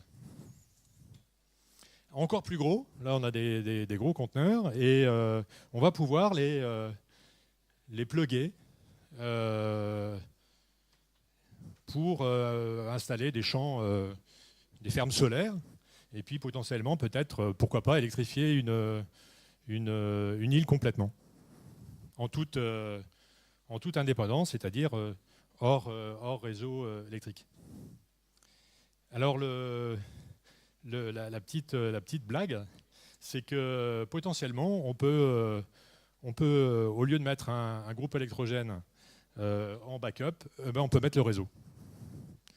Donc qu'est-ce que ça veut dire? Je vais vous montrer une photo après. On peut enlever une usine du réseau pour la rendre complètement hybride. Alors concrètement, qu'est-ce que ça donne? Là, par exemple, un client comme l'armée. Alors, un conteneur, c'est à peu près 10 tonnes, donc il faut quand même des gros camions ou des hélicoptères pour les poser. Et puis, qu'est-ce qu'a fait l'armée dans les zones de combat récemment? Ils ont commandé à Herma des conteneurs avec des panneaux photovoltaïques qui viennent plugger sur des bacs en plastique. Et les bacs en plastique, on vient les lester de sable ou de pierre. Et puis on les installe où on peut, souvent dans le désert. Et puis on vient le plugger sur le conteneur. Et cette alimentation sert à l'atterrissage sur l'aérodrome en zone de combat pour les avions Rafale. Donc vous pensez bien que si l'armée fait confiance à ce genre de système, où il n'y a pas de coupure ni micro-coupure, moi quand je suis allé à la foire de Bourail, une dame me disait, charmante, elle me disait oui mais moi j'ai peur que mes fraises soient complètement décongelées quand je reviens la semaine prochaine dans ma maison en brousse. Et je lui dis, voilà l'exemple, vous imaginez bien que si un Rafale atterrit ou décolle et puis qu'il n'y a plus d'électricité, il peut y avoir quand même des sacrées conséquences. Donc, qui peut le plus, peut le moins. C'est une société qui est ISO 9001, 14000, qui a toutes les références, qui travaille avec l'armée, avec la DGAC, qui garantit ses produits 2 ans. C'est du plug and play.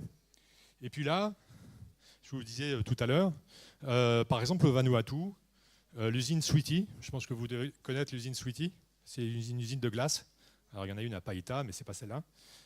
À Port Vila, on a débranché, enfin, elle n'est pas complètement débranchée.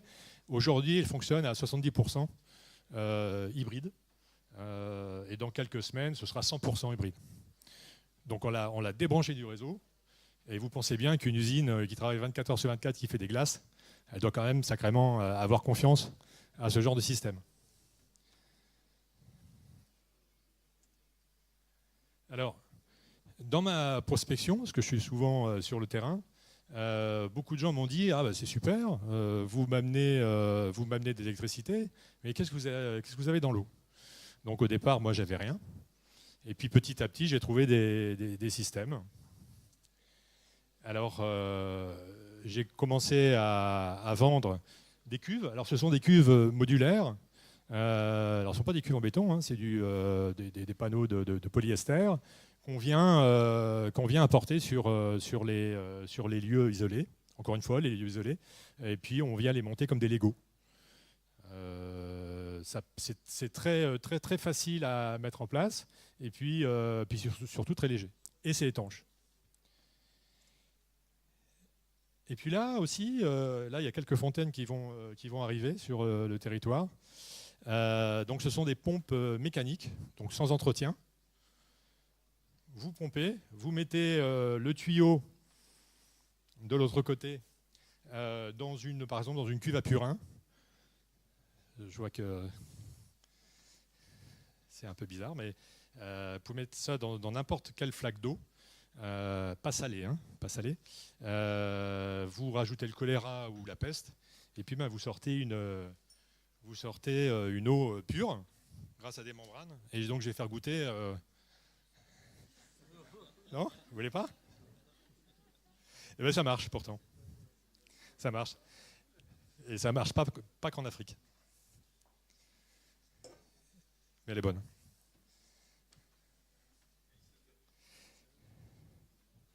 Alors, c'est quand même, juste pour information, c'est quand même homologué au OMS, hein, donc on n'est pas là pour empoisonner les gens. Et puis, pour finir aussi, donc, le système EcoloBlue que notre ami va vous présenter juste après. Alors, Tan, ce matin, je ne sais pas s'il est là, Tan, disait que le changement demain va se faire par réseau.